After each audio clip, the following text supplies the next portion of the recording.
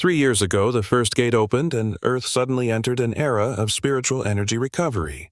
People began to explore and research but now Liam was framed by that treacherous couple Kevin and Lily. Not only did he endanger his guild teammates, but he himself was facing certain death. Lily, if there is a next life, I will never forgive a wicked witch like you. I will make you both pay with your lives, Liam swore to himself. Who would have thought that in the moment between life and death a system window would appear? The Supreme Martial Arts system has been activated, detecting that the host is in mortal danger, initiating a reversal of time and space. Due to insufficient host points, the time and space regression point will be randomized. 3 seconds later, Liam was sent back to 1 month before the Great Awakening. The Supreme Martial Arts system has bound with the host. Please select an attribute to begin cultivation. Right now, people are still unaware of the spiritual energy recovery, but the recovery has actually already begun quietly. After the spiritual energy returns, not only humans, but also animals and plants will be nourished by this energy, mutating into a new type of monster that will eventually populate every dungeon. Countless types of superpowered spiritual fruits with special effects will emerge, and eating them can grant extraordinary powers and even a unique skill. Celestial phenomena will also be affected. There might be rainbow-like pillars of light similar to auroras or strange constellations appearing in the starry sky. Divine fire will descend and lightning will erupt. If I can obtain enough of the good stuff from these events, the power I gain will be even greater. 1 month is enough time for me to level up. Let's see what functions this system has. Thinking this, Liam clicked on the system introduction. Congratulations, host, on accessing the Supreme Martial Arts system. Next, here is a description of the system's functions. The system has a total of 4 functions: attribute affiliation, daily quests, attribute cultivation, and point exchange. First, I'll choose the strongest fire attribute to see what kind of powerful technique I can get. Extracting a fire attribute technique for the host. Please wait a moment. Congratulations to the host for drawing a purple grade fire attribute technique. Searing Flame Incineration Art. The host has received a purple grade technique for the first time, receiving a reward of 5 system points. Liam couldn't help but laugh. A purple grade technique. In my past life, even a blue grade technique was enough to cause a huge stir, and yet I managed to get a purple grade one. This life I must become a top-tier hunter so no one can look down on me again. Just then, Liam's phone rang. Oh, I almost forgot. Liam saw Lily's name flashing on the screen and answered irritably. What, Liam? I like a bag, but I'm short 20,000. Hurry and wire the money to me. Go ask that rich brat of yours for it instead. Don't ever call me again. With that, Liam hung up. On the other end, Lily stared at her phone in a daze, wondering to herself, what's wrong with him? How dare he hang up on me? And how dare he talk to me like that? Kevin, sitting next to her, asked, What's wrong? Is your personal ATM upset? Who knows what's gotten into him? Maybe he's lost his mind, Kevin asked with a smirk. Aren't you going to sweet-talk him? Lily replied coquettishly. If people want to fawn over someone, it will be Brother Kang. Who cares about that loser anyway? The scene changes to Lin Tian panting in front of the People's Hospital gate, cursing internally. If I knew this day would come, I would have asked Uting which hospital she was in from the start. I've already run to 3 different hospitals. He recalled a time in his past life when Uting had lamented. Back then, my father thought I was sick and gave me a ton of health supplements. Not only did they make me gain a few pounds, but they also completely ruined my ice element skill. Such terrible luck. Uting, in this life I will not only protect you, but I will also help you avoid any regrets after the spiritual energy restoration begins. Thinking this, Lin Tian quickly ran into the hospital. At the same time, inside the emergency room, doctors were working hard to save Uting. Why are all her vitals normal, yet her body temperature won't rise at all? Uting's father, Mr. To, heard this and anxiously spoke to Mr. Li. Mr. Li, I'm begging you, please save my daughter. Let me check her pulse first. Mr. Li approached the bed where Uting was lying. After checking her pulse, he turned to Mr. To. Where has your daughter been recently? Last month, to celebrate her acceptance into Qingbei University, I took her to Iceland. We came back last Wednesday. She's been like this ever since she returned. Your daughter's body has been invaded by a frigid energy like the aura from a powerful ice monster. You'll need an item of pure yang to expel the yin energy. I will write you a prescription, have them fill it out exactly, Mr. To said gratefully. Thank you, Mr. Lee. Mr. Lee sighed in response. I'm only doing my best, but whether she can pull through is up to your daughter now. Just then, Lin Tian pushed the door open. Stop! Mr. To stared in confusion as a young doctor asked, Master Lee, is this your apprentice?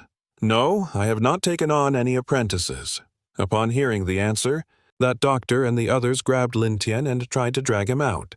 Lin Tian struggled and yelled, Mr. To! Your daughter isn't sick. She's undergoing a rare ice-type awakening, one that will determine her future as a great hunter. If you treat this like an illness, you'll not only destroy her body but also sever her entire future, the young doctor said. Have you read so many novels that your brain has gone soft? Get him out of here. Stop! Mr. Lee suddenly spoke up, halting them. He then looked at Lin Tian with a probing gaze. Young man, how do you know about this kind of ice-type spiritual energy? Who are you exactly? Lin Tian smiled and replied, Who I am isn't important. The only thing that matters right now is helping her wake up. If that's the case, then please, little brother, tell us how to resolve this condition. 2 maces of fresh ginger, 2 maces of aconite root, 5 maces of cinnamon, and 1 mace of angelica root. The doctors and nurses in the emergency room were shocked to hear this. Isn't that the exact same prescription Master Lee just came up with? How could this kid possess such incredible medical knowledge? It's as if he's being guided by some kind of advanced system. Meanwhile, someone else was suspicious. This kid's prescription is identical to Master Lee's. No, this kid must have copied it. Mr. Lee then spoke up. Little brother, your prescription is identical to mine, but it's still not enough to cure the young lady.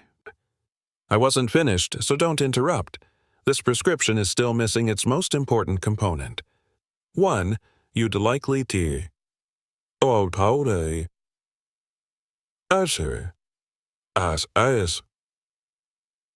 Stalkers Vance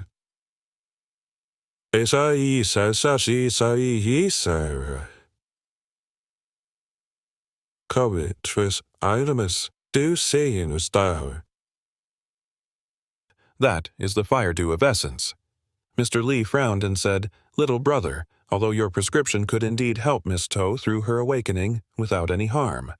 But I'm afraid the Starlight flower is impossible to find anywhere in the world unless it's inside a high-level dungeon. Hearing this, Mr. Su immediately asked, How much is this Starlight flower?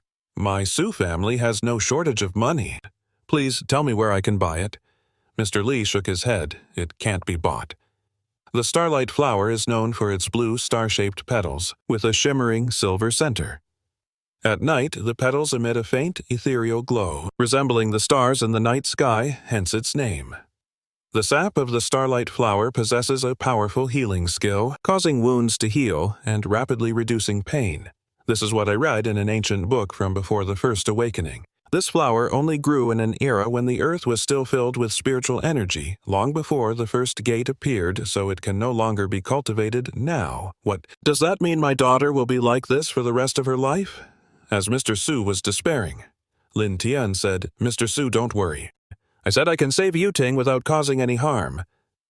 Hearing this, Mr. Lee couldn't help but be surprised. Young man, do you mean to say you have the legendary Starlight flower? Not even the top guild has one of those. That's right, Lin Tian replied. The young doctor said dismissively, Mr. Lee, don't listen to this kid's nonsense. What can a poor guy like him, probably some low-rank hunter, possibly do? It's impossible. He probably spied on the prescription through the surveillance camera in the operating room. How could a kid like him possibly have more medical knowledge than I do? Mr. Lee retorted, then how do you explain his knowledge of the Starlight flower? So, he's obviously just guessing that thing sounds like an item from a video game, probably a drop from some weak monster. Stop arguing, everyone, and take a look at this. As he spoke, Lin Tian opened a box containing a blue flower for everyone to admire. In truth, while they were arguing, he had secretly used his consciousness to spend 5 points to buy the Starlight flower from the system's shop. The Starlight flower. It's actually the real Starlight flower, young man. You truly possess the legendary spiritual medicine. In response to Mr. Lee's excited reaction, Lin Tian smiled and said, Do you believe now that I can cure Uting's condition? Young man, I was too agitated earlier. I hope you can forgive me. Please, I beg you to treat young Miss Su. Lin Tian walked over to Uting, thinking to himself, Uting, in this life I will absolutely not let you suffer any harm.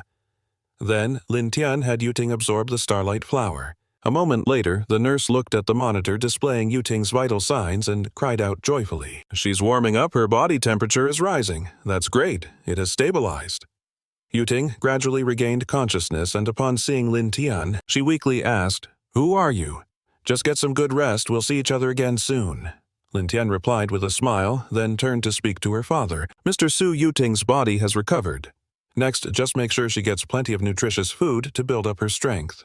"Thank you, young miracle worker, thank you so much," Yuting's father replied with immense gratitude. After everything was settled, Lin Tian was about to leave when Mr. Li expressed his desire to speak privately, but Lin Tian declined. "Sir, I have other matters to attend to. We can talk later when we have the chance. Young man, I still don't know your name." "My name is Lin Tian," Lin Tian replied and quickly returned home to research cultivation methods. "I remember in my past life there was a post explaining the power levels for a hunter after the Great Awakening. After some searching, Lin Tian finally found that post. The first stage of the system is spirit initiation. Its primary characteristic is the initial perception and absorption of mana, which marks the start of a hunter's awakening and the path of power. This stage grants enhanced physical stats and basic mana control. The second stage is called Spring Bloom, characterized by the formation of a mana vortex within the body. Mana begins to circulate freely. This skill increases mana reserves and enhances self-healing abilities through mana infusion. The third stage is Iron Body. Characteristics: mana strengthens the body to the point where blood vessels become as tough as steel.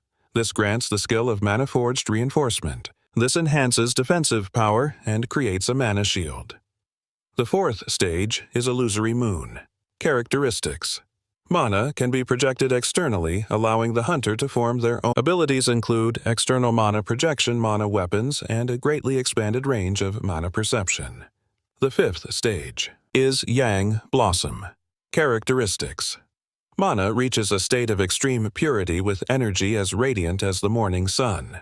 Its abilities include mana purification, advanced mana, healing, and a massive boost to mana-based attacks. The sixth stage is Star Soul. Characteristics: mana can form powerful illusions and domains. Abilities include illusionary mana techniques, mana concealment, and the formation of a mana domain. The seventh stage is Nether Core. Characteristics: mana reaches its absolute peak, enabling the user to sense the natural mana of the world. The ability granted is Mana Resonant. This allows one to command the world's natural mana and suppress enemy mana domains. The eighth stage is Emperor Sovereign. Characteristics: grasping the ultimate power of mana. This system grants the ultimate skill, the ability to create or destroy with mana, master the laws of the universe, and achieve eternal life. In his past life, the return of mana was too sudden, and when Lin Tian was killed, he had only reached the third stage of Iron Body. So in this life, Lin Tian is determined to cultivate his skill set and become a powerful hunter at the Emperor Sovereign stage. Elsewhere, Mr. Li recounted the events of the emergency room to Director Liu Ying. "You mean you met a young man with a starlit flower skill? Could this young man also be a mana user after his awakening?" "Exactly, Director Liu. I'm certain he is a genius in mana cultivation. If a guild were to recruit him, his future growth would undoubtedly change the fate of the world." Hearing this, Liu Ying immediately ordered an agent named Leng Yue to investigate Lin Tian. Back to the main plot. After just one day of training, Lin Tian had already reached the second tier of the spirit initiation stage. "I'm starving. I need to find something to eat fast." Just as Lin Tian stepped out of his house, Leng Yue dropped a sphere to the ground and a monster materialized from it as if summoned from a dungeon. Seeing this, Lin Tian wasn't frightened at all. He even smiled and said, "It seems the changes from the gate have already begun." The monster let out a roar, and a pungent stench from its mouth nearly made Lin Tian gag. "This thing smells absolutely foul." In that moment, the monster charged toward Lin Tian. He quickly leaped backward to dodge the attack. But this monster was clever. It immediately switched tactics and used its tail successfully, striking him on the thigh. Enraged, Lin Tianhe leaped high into the air and activated his Flame Fist skill, sending the monster flying and defeating it in a single blow. After that, he calmly continued on his way to the convenience store, completely unaware that his every move had been observed by Leng Yue. Just who is this hunter? How could he destroy a Tier 1 mutated monster with a single punch? A fire attribute. He actually went through an awakening with the most powerful offensive element. A fire skill, she wondered. Leng Yu leaped down to examine the monster's corpse. Its tail is broken. Could that sound have been not Lin Tian's thigh bone breaking? But the sound of this monster's tail snapping. Just how powerful has his body become after his awakening? This can't be right. I must report this to the guild immediately. After my awakening this morning, I felt an excruciating pain. My whole body felt like I just fought a powerful monster. It seems I need to keep training my new skill. Just as Lin Tian was thinking this, a news report flashed on the TV. And now for some breaking news. This morning, the temperature on the peak of Purple Cloud Mountain reached a rare 178 degrees Fahrenheit, a sign that a new gate might be forming. All visitors to Purple Cloud Mountain, please be mindful of your safety. Do not believe the rumors that this high temperature can remove humidity. Please trust the science. This phenomenon is simply the ozone layer being destroyed. If my memory serves me right, the ozone layer over Purple Cloud Mountain isn't damaged at all, but rather a super powerful fire attribute energy has manifested a sign of a massive awakening. In that case, I must go there to absorb this powerful fire attribute energy. It could even grant me a new skill. The moment Lin Tian stepped out the door, he ran into that pest Li Xiaotong, who had her hand out demanding $20,000 for a handbag. Lin Tian snapped, "Are you out of your mind? I told you yesterday to stop bothering me, didn't I?" "Lin Tian, I know you're just doing this to get my attention, but I'm warning you, if you don't obediently give me the money now, I really won't let this slide." "Get lost and don't bother me again," Lin Tian said before heading straight for Purple Cloud Mountain. A large crowd of curious onlookers had gathered, forcing the police to set up a barricade to secure the potential dungeon area and prevent anyone from entering the mountain. For your safety, please do not cross the warning line. The temperature inside is really 178 degrees. This is no joke. It could actually burn you to a crisp. What kind of nonsense is that? I don't believe this place is that hot. An angry young punk shouted, then hurled an ear of corn into the area. Unbelievably, the intense heat caused the kernels to instantly explode into popcorn, horrifying the onlookers. Whoa, it's really that hot. Stop pushing. It's incredibly hot in there, just as I thought. The fire attribute energy is incredibly potent. If I can absorb all of it, my power level in the system will surely increase. With that in mind, Lin Tian moved like a true hunter and leaped from a car roof into the restricted area. His actions were too fast and reckless for the police to stop him. After enduring excruciating pain as if every cell in his body was being incinerated, the process of absorbing the energy to power his skill was finally complete. It was only then that Lin Tian realized thousands of eyes were staring right at him. So he transformed into a streak of fire and vanished in an instant. A superhuman. That was a superhuman. Did anyone get a picture of that hunter? What happened? It was scorching hot just a second ago. Why did it suddenly cool down? The police officer was bewildered, wondering if that kid was actually a person who had undergone an awakening. News about the flame-wielding hunter quickly spread across all media. This afternoon, a mysterious young man appeared on Purple Cloud Mountain, resolving the unusual atmospheric disturbance caused by the gate before vanishing in front of everyone. Upon reading the information, Liu Ying, a high-ranking guild official, immediately ordered his subordinates to suppress all news about Purple Cloud Mountain. "We can't let this spread any further, or it will definitely cause mass panic." He then turned to Lang Yue, who was standing behind him. "Last night you saw him with your own eyes, didn't you?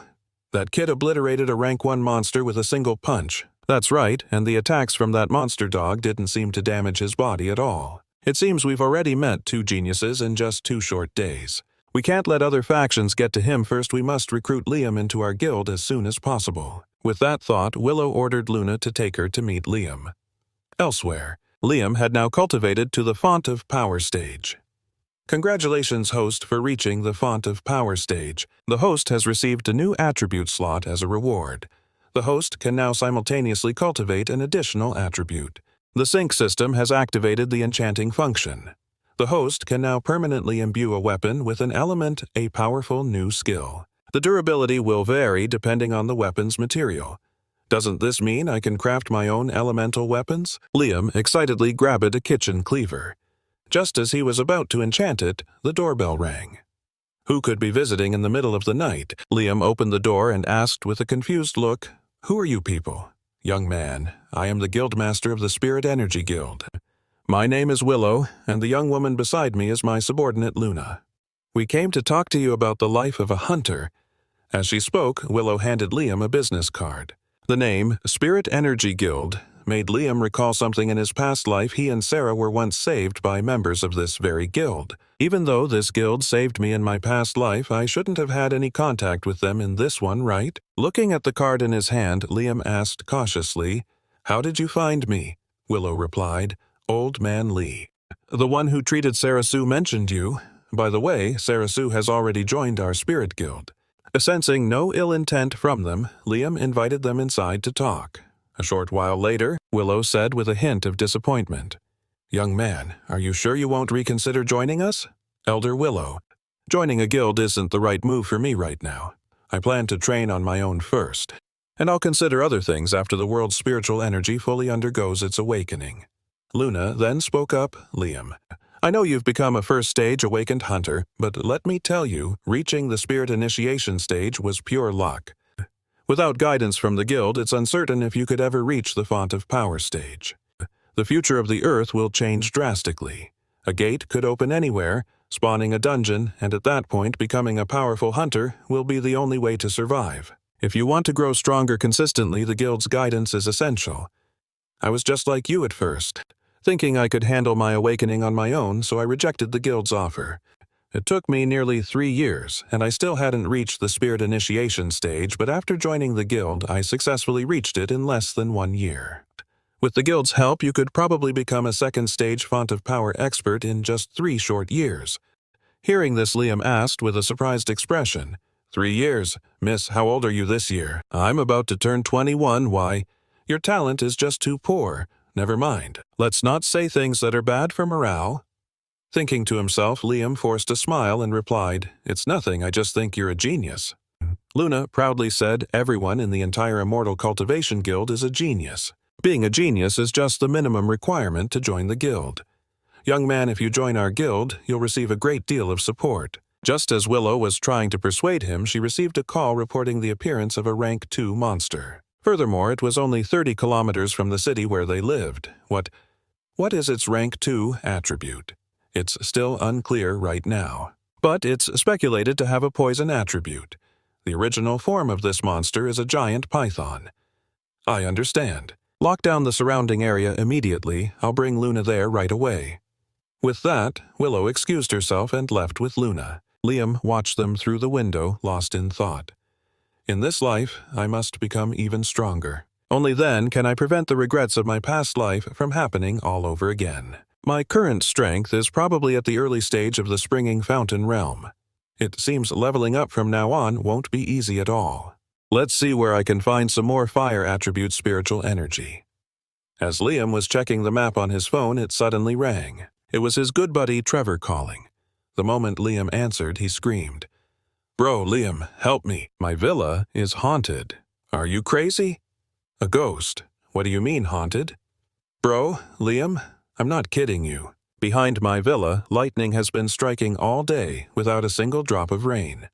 Could this kid have undergone an awakening of the extremely rare lightning attribute spiritual energy?" Thinking of this, Liam urged him, "Trevor, quickly tell me the specific details about the lightning over there." Trevor was hiding in his house, his face pale with fear as he watched the thunder and lightning rage outside. His voice trembled as he said, "It's pitch black over here and the lightning strikes won't stop." "Bro, Liam, save me." From his words, Liam could confirm this was the sign of a lightning attribute spiritual energy awakening. Spiritual energy is divided into a total of 3 grades. There are common attributes like water, fire, wind, and earth rare attributes like ice, light, dark, and lightning, and legendary attributes, like the void attribute. If I add the lightning attribute to a new slot in my system, I've hit the jackpot. Liam rejoiced inwardly. He quickly instructed Trevor, "I'm on my way there now, so seal off the mountain where you are. Don't let anyone enter, do you understand?" At the same time, in another location, a group of 3, led by the hunter named Ricky, also rushed to the mountain near Trevor's house. They aimed to collect all the lightning attribute spiritual energy being generated before the area could destabilize and form a dangerous gate. When Liam arrived and witnessed the scene of crashing thunder and lightning, he couldn't help but be overjoyed. It really is lightning attribute spiritual energy. I've struck gold. He quickly opened his system panel and added the lightning attribute to a slot. A notification appeared. The lightning attribute is a rare attribute. The required spiritual energy will be twice that of a normal attribute. Are you sure you want to proceed? As soon as Liam confirmed, a series of notification panels appeared, preparing for the host to acquire a lightning attribute skill. Congratulations to the host for acquiring the blue-grade lightning attribute technique. Rushing Thunder. Art. No wonder it's a rare attribute. Even though it's only a blue-grade technique, its power is absolutely terrifying. Lightning attribute spiritual energy, come to me. At that same moment, Ricky's group had also approached the source of the lightning system spiritual energy, treating the area like an emerging dungeon. Staring at the giant pillar of lightning before them, the two young men with Ricky couldn't help but feel terrified. Boss, can we really control something like this? Yeah, whatever, boss. Is the quality of this mana condensing flask actually any good?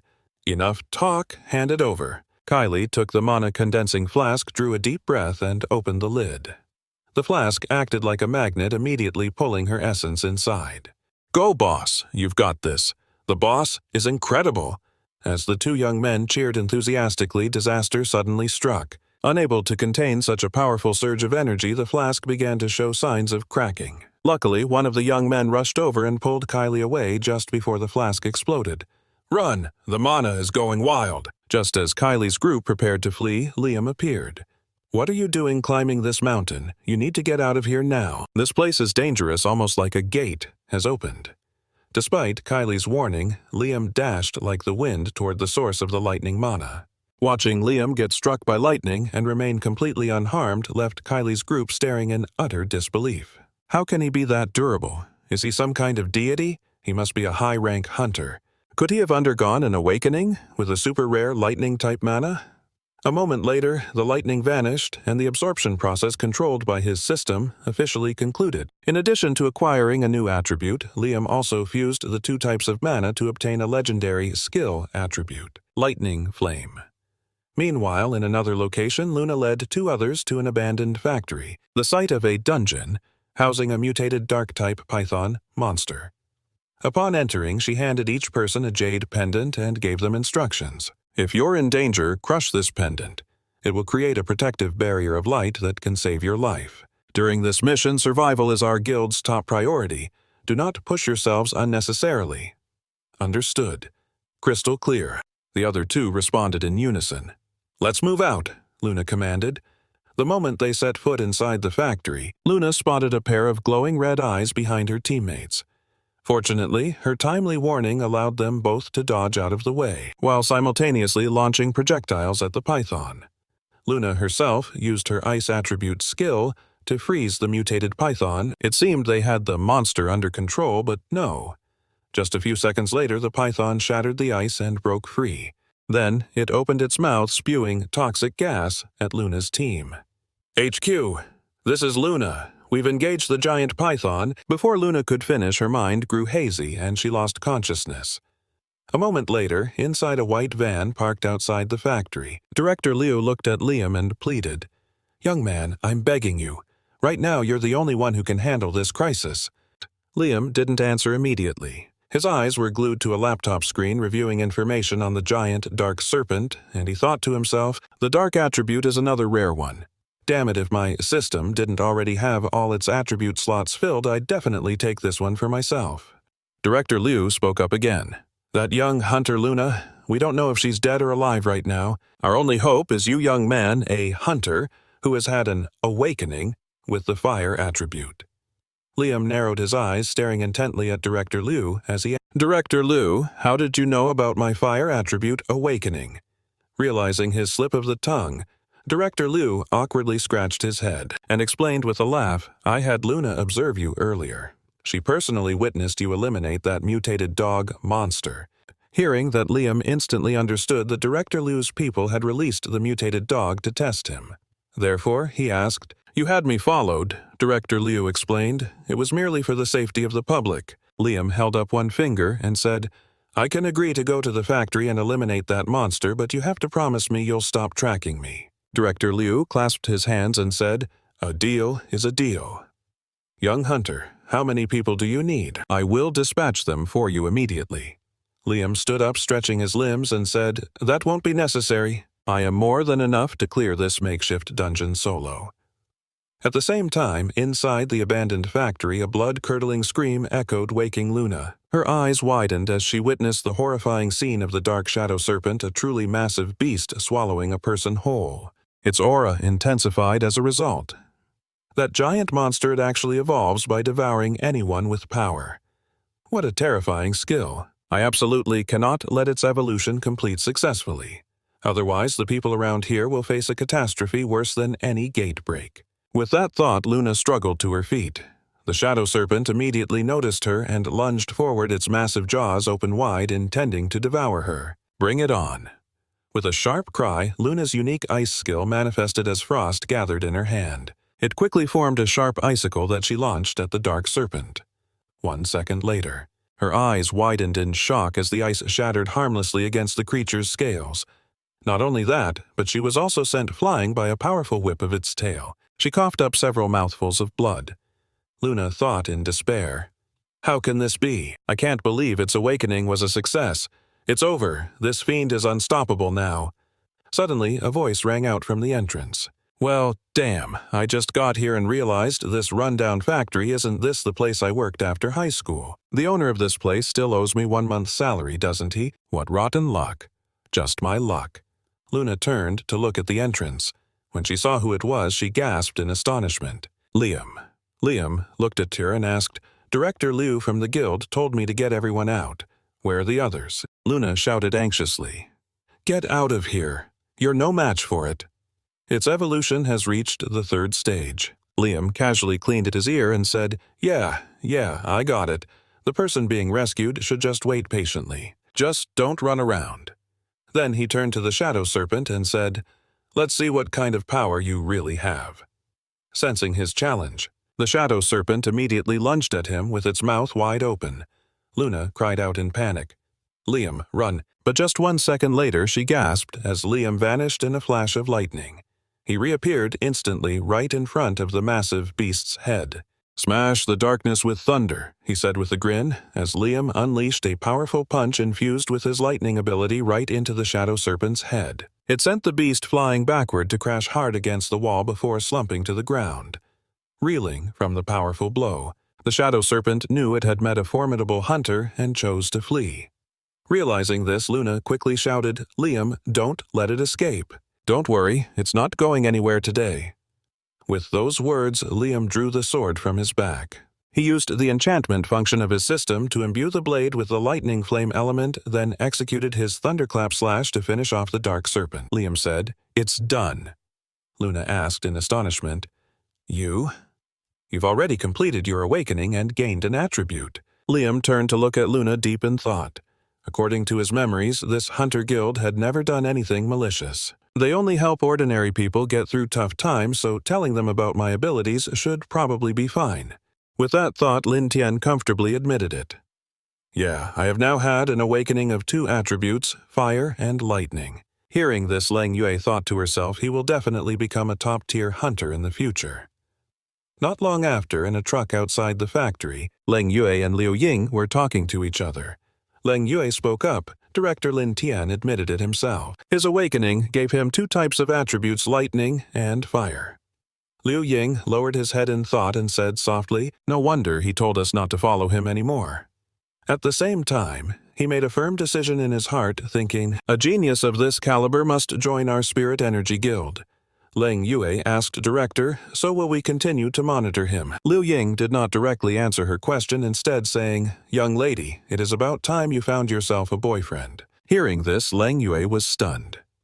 The next morning, a meeting was held at the Spirit Energy Cultivation Guild. Liu Ying sat at the head of the table with a row of people in suits to his right and a row of people in uniforms to his left. At this moment, the young man in a suit sitting in the front row spoke up, "Director Liu, regarding the resurgence of spirit energy, let's just announce it to the public.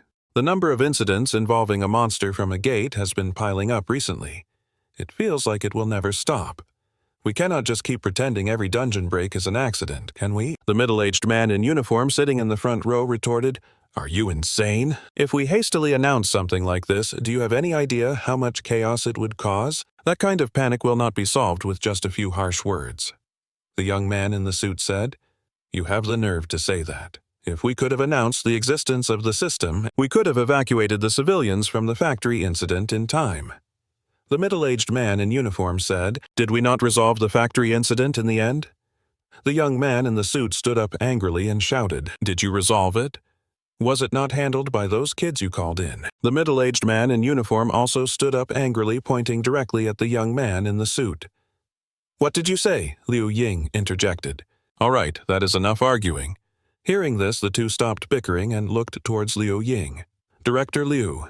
Liu Ying looked at the young man in the suit and said, "Li, sit down, sit down. You are right. If young brother Lin Tian had not stepped in to help last night, I would have lost not only my daughter and my subordinate, but the surrounding civilians would have been in danger too." Then he stood up, turned, and pointed to the large screen behind him, continuing, "However, as our members have said, if we hastily let everyone know about the spirit energy resurgence, it would undoubtedly cause large-scale social chaos. Therefore, I have a proposal. The areas I have marked are where the spirit energy resurgence has recently occurred. We can select these areas as test sites. We can promote these regions as tourist attractions, and see how effective it is before considering the next step." "What does everyone think?" The young man in the suit spoke up. "All right, let's go with Director Liu's idea and give it a try." The middle-aged man in uniform also spoke up, as expected of the director to be able to come up with such a clever solution. Liu Ying said, "Well, if there are no objections to this matter, let's discuss the next item on the agenda. You all witnessed the powerful skill of young brother Lin Tian yesterday. I want to invite him to join the Spirit Energy Cultivation Guild and offer him the position of captain for a cultivation team. I'm not sure what everyone else thinks."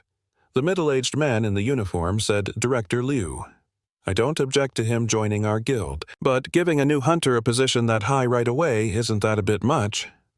The young man in the vest spoke up in agreement. "That's right. No one gets appointed as a deputy department head right after joining. They should definitely start from the bottom." Liu Ying explained everyone witnessed his strength yesterday. His awakening granted him both lightning and fire attributes. "I'm worried that if we give him too low a position, it will not only displease him, but we absolutely cannot afford to offend someone with his level of skill." The young man in the vest suggested if Director Liu puts it that way, then please have the system arrange a test for him. The middle-aged man in the uniform chimed in, "That's right, arrange a test for him. It takes more than just strength to become a hunter squad leader." Hearing this, Liu Ying said without a hint of worry, "Oh, you're the ones who said it, so don't regret it later." Not long after, in Lin Tian's house he was sleeping soundly when a noise from the kitchen woke him up. Could there be a burglar in the house? I'm so broke I'm eating the cheapest instant noodles and someone still dares to steal from me when I catch them. I'll definitely make them regret it. Muttering to himself, Lin Tian stormed into the kitchen and shouted, "You audacious thief, surrender now." In the kitchen, Leng Yue was cleaning up and seeing Lin Tian enter, she spoke calmly. "Hello?" Lin Tian was stunned, instinctively raising his hand and saying, "Hello." Then he snapped back to reality, angrily shouting, "Wait a minute. Why are you in my house? Didn't you say yesterday you'd stop following me?" Leng Yu continued cleaning and said, "I'm not here to follow you. I'm here to live with you. Where's the trash can?" Lin Tian was stunned again and said, "Huh." A moment later, after hearing Leng Yue's explanation, Lin Tian asked, "So you people want me to take some kind of test?" Leng Yue nodded and said, "Yes." Lin Tian closed his eyes, lost in thought.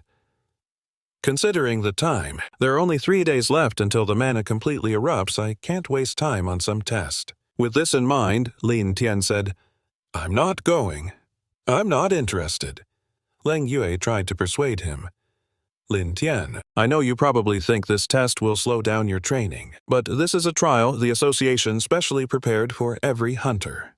Not only will new members participate, but a gate has also recently appeared at the trial location, causing, although its rank isn't high, there's a good chance of finding some fortuitous opportunities." Lin Tian suddenly remembered Leng Yue mentioning that Su Uting had also joined the organization, so he asked, "Let me ask you something. Is Su Uting participating in this trial?" Leng Yue replied, She's going too. Why do you ask? Lin Tian lowered his head and thought to himself, I remember. She said she found a great opportunity inside that dungeon. Once I wonder what it could be, I should go check it out this time. Having made up his mind, Lin Tian looked up at Lang Yue and said, As it happens, I have something I need to see her about. I'll participate in the trial this time. The next morning at the assembly point, Liu Ying stood before the ranks of new members and spoke, You may have grown accustomed to a peaceful life, but I'm here to tell you that the whole world will soon be anything but peaceful. When that time comes, fighting a monster and making sacrifices will become commonplace. In a moment, I will introduce a powerful awakened hunter who will be your captain, leading you on this upcoming dungeon raid. Kyla recalled the events of the previous night, wondering where that person had gone. Then she remembered reporting the incident to her superiors at the guild, only to be disbelieved, and even getting scolded for it, which soured her expression. Liu Fang, standing beside her, noticed her look and asked with a grin, Kyla, what's on your mind? Kyla replied, Nothing, just wondering what kind of person our new captain will be.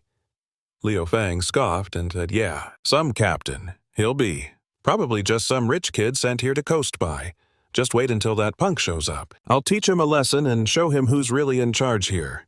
His two lackeys behind him cheered. The boss is the best. So cool, boss, Kyla spoke up. I advise you to behave yourself and not cause any trouble. Elsewhere, Luna showed Liam a tablet and said, This is the team you'll be leading. There are 5 members in total, 2 women and 3 men. Liam looked it over and thought to himself, besides Tina Sue's ice attribute skill, the rest of them have fairly common attributes. Luna continued, You need to watch out for this one named Liu Fang. He used to be a gangster's enforcer before his sudden awakening with a wind attribute power, but his personality is still as unruly as ever. Liam said dismissively, Got it. Soon the 2 of them arrived at the assembly point. Seeing them, Captain Adler smiled and announced, Your captain has arrived. Everyone turned to look upon hearing this. Tina Sue was stunned, thinking, Isn't he the one my father said saved me?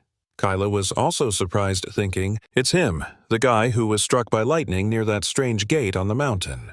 Captain Adler pointed at Liam and introduced him. This is your captain. Liam was about to speak, but before the captain could finish, Liu Fang loudly interrupted. Hold on. Captain Adler frowned at him and asked, Liu Fang. Do you have a problem? Liu Fang replied. Director Adler, what's this kid's power level? Does his system profile even show his rank? Shouldn't we see what he's got? Otherwise, who's going to listen to whom in there? Liam asked with a dangerous smile. Oh, and how do you propose we do that, Leo? Fang sneered. By sparring with us, of course, Liam asked disdainfully. A first-stage Fountain Realm piece of trash like you is worthy of fighting me. You're asking for a beating kid. Liu Fang roared in anger, channeling his wind attribute power as he rushed toward Liam and threw a punch. In response, Liam coolly asked, Is that all you've got? Just as he was about to teach his opponent a lesson, Captain Adler moved, first stepping in to block Liu Fang's punch. His expression grim, he asked Liu Fang, Are you daring to disobey a direct order from the organization? Liu Fang was startled and quickly explained to Director Adler. I didn't mean that, but to be a captain you've got to have some real strength. Otherwise the team won't respect him right. After speaking, he even signaled his 2 lackeys behind him with his eyes. Seeing this, the 2 lackeys spoke up in unison. That's right, Director Adler, for a hunter like us, strength is everything. If this new captain can't prove his true strength, it's hard to earn our respect. Captain Adler said, You don't need to worry about young brother Liam's strength. Just a few days ago, he single-handedly defeated the Dark Serpent monster, saved Lang Yue. Li Qi cried out in shock. What, that hunter saved Miss Lang all by himself? Lu Tianfeng scoffed irritably. I bet he just got lucky. That giant dark python was a powerful monster. How could he possibly defeat it alone? Liu Ying spoke up. All right, everyone, fall in line. Anyone who disrupts the rules of this trial will be directly expelled from the guild. You will all behave. Next, I will announce the details of the trial. Everyone listen carefully. The objective of this trial is to deal with a creature known as the Thornbeast. According to the information our guild system has provided, this monster not only has a humanoid form, but can also move freely. When you embark on this path after your awakening, sacrifice will always be your companion. A short while later, all the new recruits were divided into small teams and entered the forest to begin the trial. Among them, Lin Tian's team had a total of 6 members, including himself, Li Chi-su, Uting, Liu Tianfang, and his 2 lackeys. After scouting for a while, Lin Tian thought to himself, this must be the designated coordinates for the trial, perhaps where the gate appeared. But where is the monster? Did it use a skill to burrow underground? Just then, Su Uting looked at a particularly large tree up ahead and asked, Captain Lin, should we go over there? Lin Tian stared intently at the large tree, thinking to himself, the spiritual energy gets stronger closer to the tree, but why can't I find the monster that Director Liu mentioned? After a moment of contemplation, he said, as a cautious hunter, I say for safety's sake we shouldn't get too close to that tree. Let's keep searching for clues about the monster in the surrounding area. Li Qi and Su Uting replied, yes, Captain Lin. Liu Tianfang said mockingly, Captain Lin, you're not scared, are you? Are you afraid that big tree is going to sprout legs and attack you? His 2 lackeys chimed in with laughter. Ha ha, that's hilarious. Lin Tian didn't even bother getting angry with them. He just said coldly, I've warned you. If you insist on ignoring my advice, you'll have to face the consequences yourself. I want to see for myself what kind of damned thing is over there. With that, Liu Tianfang led his 2 underlings toward the large tree. As they approached it, Liu Tianfang murmured in surprise, could this tree be some kind of treasure? Why is the spiritual energy so powerful? One of his lackeys spoke up, Boss, the spiritual energy here is so rich, if we train here, we'll definitely acquire a new skill and level up. Liu Tianfang started to fantasize. If I absorb all the spiritual energy here and successfully advance to the 3rd realm of the flowing spring, maybe I can even clear this dungeon solo. Then even Leng Yue will have to listen to me. Thinking of having a beauty in each arm, Liu Tianfang's face flushed with excitement as he shouted, Brothers! While the spiritual energy is this rich, let's start training immediately. And so Liu Tianfang and his 2 men sat down beside the large tree to cultivate while Lin Tian's group of 3 chose to move in a different direction. Su Uting asked with some concern, Captain Lin, will they be all right? Li Qi then asked Captain Lin, didn't we meet a few days ago? Lin Tian glanced at her and asked, did we? I don't recall. Where was that Li Qi reminded him? Oh, it was on the mountain that was struck by lightning the other night. Lin Tian's eyes widened in recognition. Oh, so it was you. Were you having a picnic up there that day? Li Qi was infuriated by his comment and shouted, a picnic! I was dispatched that day to handle the sudden surge of lightning energy. It's because of you, Captain Lin, that I got chewed out by my superiors for hours. I told them a hunter was absorbing a rare awakening skill. But they said I was seeing things. Liam said helplessly, I'm sorry. He then told the 2 girls to sit and train to raise their hunter levels since the mana here was so dense. Seraphina asked, aren't you going to train too? Liam thought with a faint smile. You're still the same as in your past life, so kind. He then explained, the mana here doesn't match my unique skill attribute, you 2 go ahead and train first. However, before they could even sit down, they heard screams for help from Leo's party. Without a moment's hesitation, the 3 of them rushed back towards the giant tree. At Leo's location, the massive tree monster was no longer dormant as before. Now, 2 of his guild members were ensnared by the monster's branches and being hoisted into the air. Leo stammered, what is going on? Why did this monster suddenly activate? His 2 men screamed in terror. Boss, help me! I don't want to die. I came here to help you. Shouting, Leo drew his weapon and activated his wind attribute skill, rushing forward to slash at the branch binding the other hunter, successfully freeing him. But right after Leo heard that same man shout, Boss, watch your left. Leo whipped his head around to see a branch hurtling toward him, but having exhausted his mana on the last attack, the system showed he had no stamina left to dodge or parry. He was swatted away by the branch and slammed into the ground, momentarily unable to get back up. As he saw several more branches lunging toward him, Leo thought in despair inside this cursed dungeon, once you walk the path of a hunter, sacrifice is always part of the journey. No wonder Director Willow warned us, am I going to die inside this gate? Suddenly, a bolt of lightning flashed, and Liam arrived just in time, neutralizing the threat to Leo. Leo exclaimed in shock. Liam calmly said, Get out of here. Leo struggled to his feet, saying, I can't abandon my guild brothers and run. Liam shot him a look, saying, Well, at least you're loyal. Leo retorted, That's obvious. A man has to live by a code out here.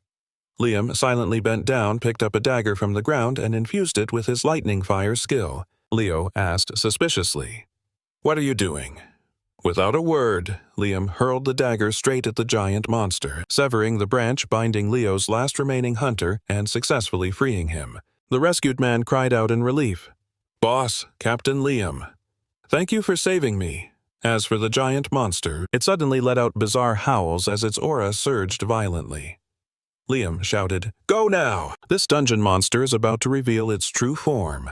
The next second, the ground beneath them began to shake violently, causing Leo's group to lose their balance. The tree had pulled its entire root system from the earth, using the roots like legs to stand on the ground. By now, all its features perfectly matched the description of the trial's boss monster that Director Willow had mentioned before this gate raid. Or more precisely, it was a third-rank ethereal spring ghost tree demon. Leo's jaw dropped as he cried out, "What in the world is this monster?" Liam said. "Have you forgotten Director Willow's warning?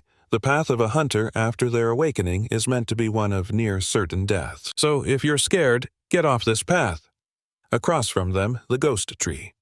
Demon began to attack Liam with its two massive, elongated arms, but he deftly dodged them all.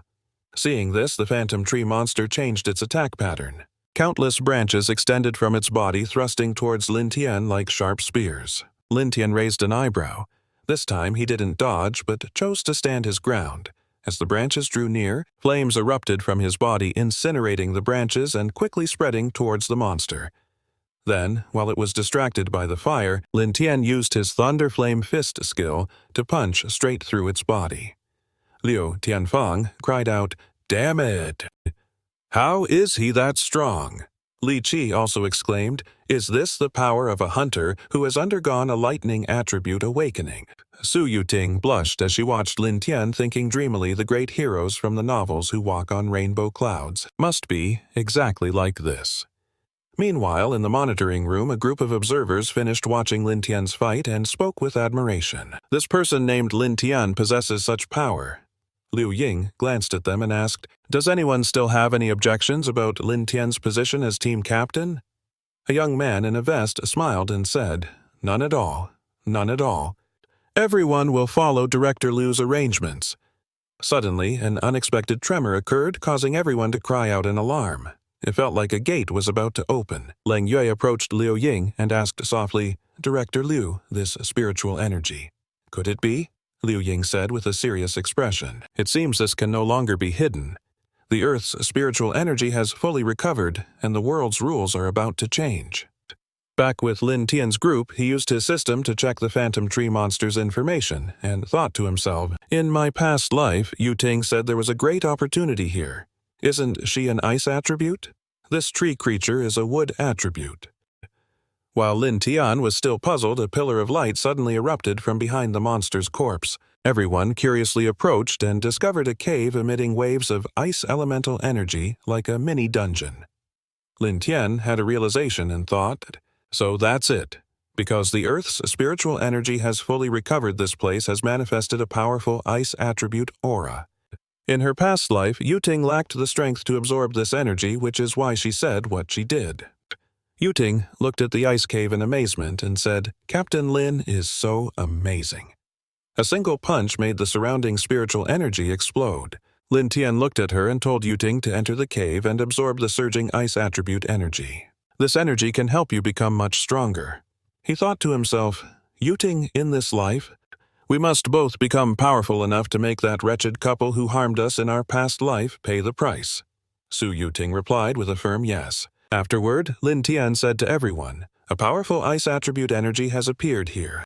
And since Uting's awakening gave her the ice attribute, I've let her cultivate here. Let's wait for her for a bit." Everyone agreed, saying, "Okay." That evening, the group of 6 chose a restaurant to celebrate. Maybe one day, they'll form their own guild. They raised their glasses and cheered. Congratulations to Uting for successfully breaking through from the first flowing spring realm to the third flowing spring realm. Su Uting smiled and said, "I have to thank Captain Lin and everyone for this success." Liu Tianfang took the initiative to pour a drink for Lin Tian and said, "Captain Lin, I was blind before and failed to recognize your greatness. I hope you can forgive my past mistakes. Lin Tian replied, It's all right. In a moment of crisis, you didn't abandon your comrades to flee, which proves you are loyal and brave. You're a true man. Liu Tianfeng said so moved he was crying Captain Lin. Thank you for treating a nobody like me as a friend. From this day forward, my life is yours. Lin Tian replied exasperated. There's no need for that. From now on, we're all brothers in this together. Before he could finish, a sharp command echoed from afar. All civilians evacuate this area immediately. I repeat, all civilians evacuate this area now. We are conducting an operation here. Your cooperation is required. Lin Tian and his friends turned to see a fully equipped soldier urgently clearing the area. Lin Tian thought to himself, he's no ordinary soldier. He has a powerful aura. He must be a hunter who's had an awakening. But aren't spiritual energy incidents Director Liu's responsibility? Why is this military unit here instead of his guild? If this spiritual energy surge is related to Li Li and the others, we could use this as an opportunity to help them level up through the system. Just then, the soldier noticed Lin Tian's group who were still sitting at their table and hadn't moved. He approached them and addressed Lin Tian. Hey, I'm talking to you. Get out of here now, you hear me? Liu Tianfeng shot up angrily and yelled, How dare you talk to my boss like that? Do you have any idea who he is? The soldier shoved his rifle under Liu Tianfeng's chin. Move it or you're dead. Liu Tianfeng didn't flinch. As his wind element skill flared around him, he grabbed the barrel of the gun and said, Let's see what you've got then. Lin Tian snapped stand down 3 hours earlier during an emergency military meeting. What's the situation? Spiritual energy has suddenly returned, and we're completely unprepared. The top priority now is to capture the escaped monster hound. I said it from the start, that thing needed a more secure containment. As they argued heatedly, the general at the head of the table spoke. Enough. This is not the time for bickering. Our primary objective now is to capture this mutant dog. We cannot allow any civilian casualties. Then he turned to Sun Zhengyi and said, Zheng Yi, I'm putting you in charge of capturing the mutant dog. Sun Zhengyi snapped to attention. I will ensure the mission is a success, sir. The general then addressed everyone else. All of you return to your posts at the border immediately. The spiritual energy has fully returned, which means the border won't be quiet for much longer. A new gate could open at any time. Yes, sir, they all replied before quickly exiting. Only Sun Zhengyi and the general remained in the room. The general said, Zheng Yi, you must capture that mutant dog before dawn. Understood, son. Zheng Yi yelled, Sir, yes, sir, returning to the present, inside the temporary command post. Sun Zhengyi watched the surveillance monitors, a radio in his hand as he issued commands. Units in the east sector accelerate the evacuation. That creature could emerge from a dungeon at any second. By chance, he spotted one of his soldiers in a confrontation with Lin Tian's group on a monitor. Sun Zhengyi's eyes locked onto one person in the group. Isn't that? He thought. Back at the scene, Lin Tian stood up to de-escalate the situation. Stand down. Don't cause any more trouble for the military. Yes, boss? At his word, Liu Tianfeng immediately withdrew his hand and stepped back to Lin Tian's side. Lin Tian then said to the soldier, We're leaving now. Good thing you know what's good for you. With that said, the soldier resumed his duties. As they were leaving, Liam looked at Tiffany and advised, This afternoon, the mana completely erupted, heralding the start of the awakening.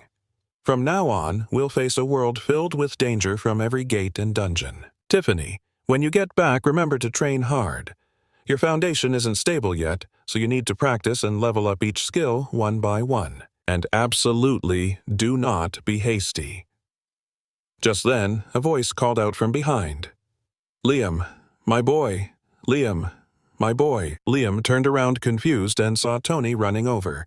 He grinned and called out, My dear grandson. Tony. Tony happily slapped Liam on the shoulder, saying, Liam, you punk, is that really you? Tiffany asked curiously. Captain Liam, is he an acquaintance of yours? Liam smiled and introduced him. This is my best friend from high school, Tony.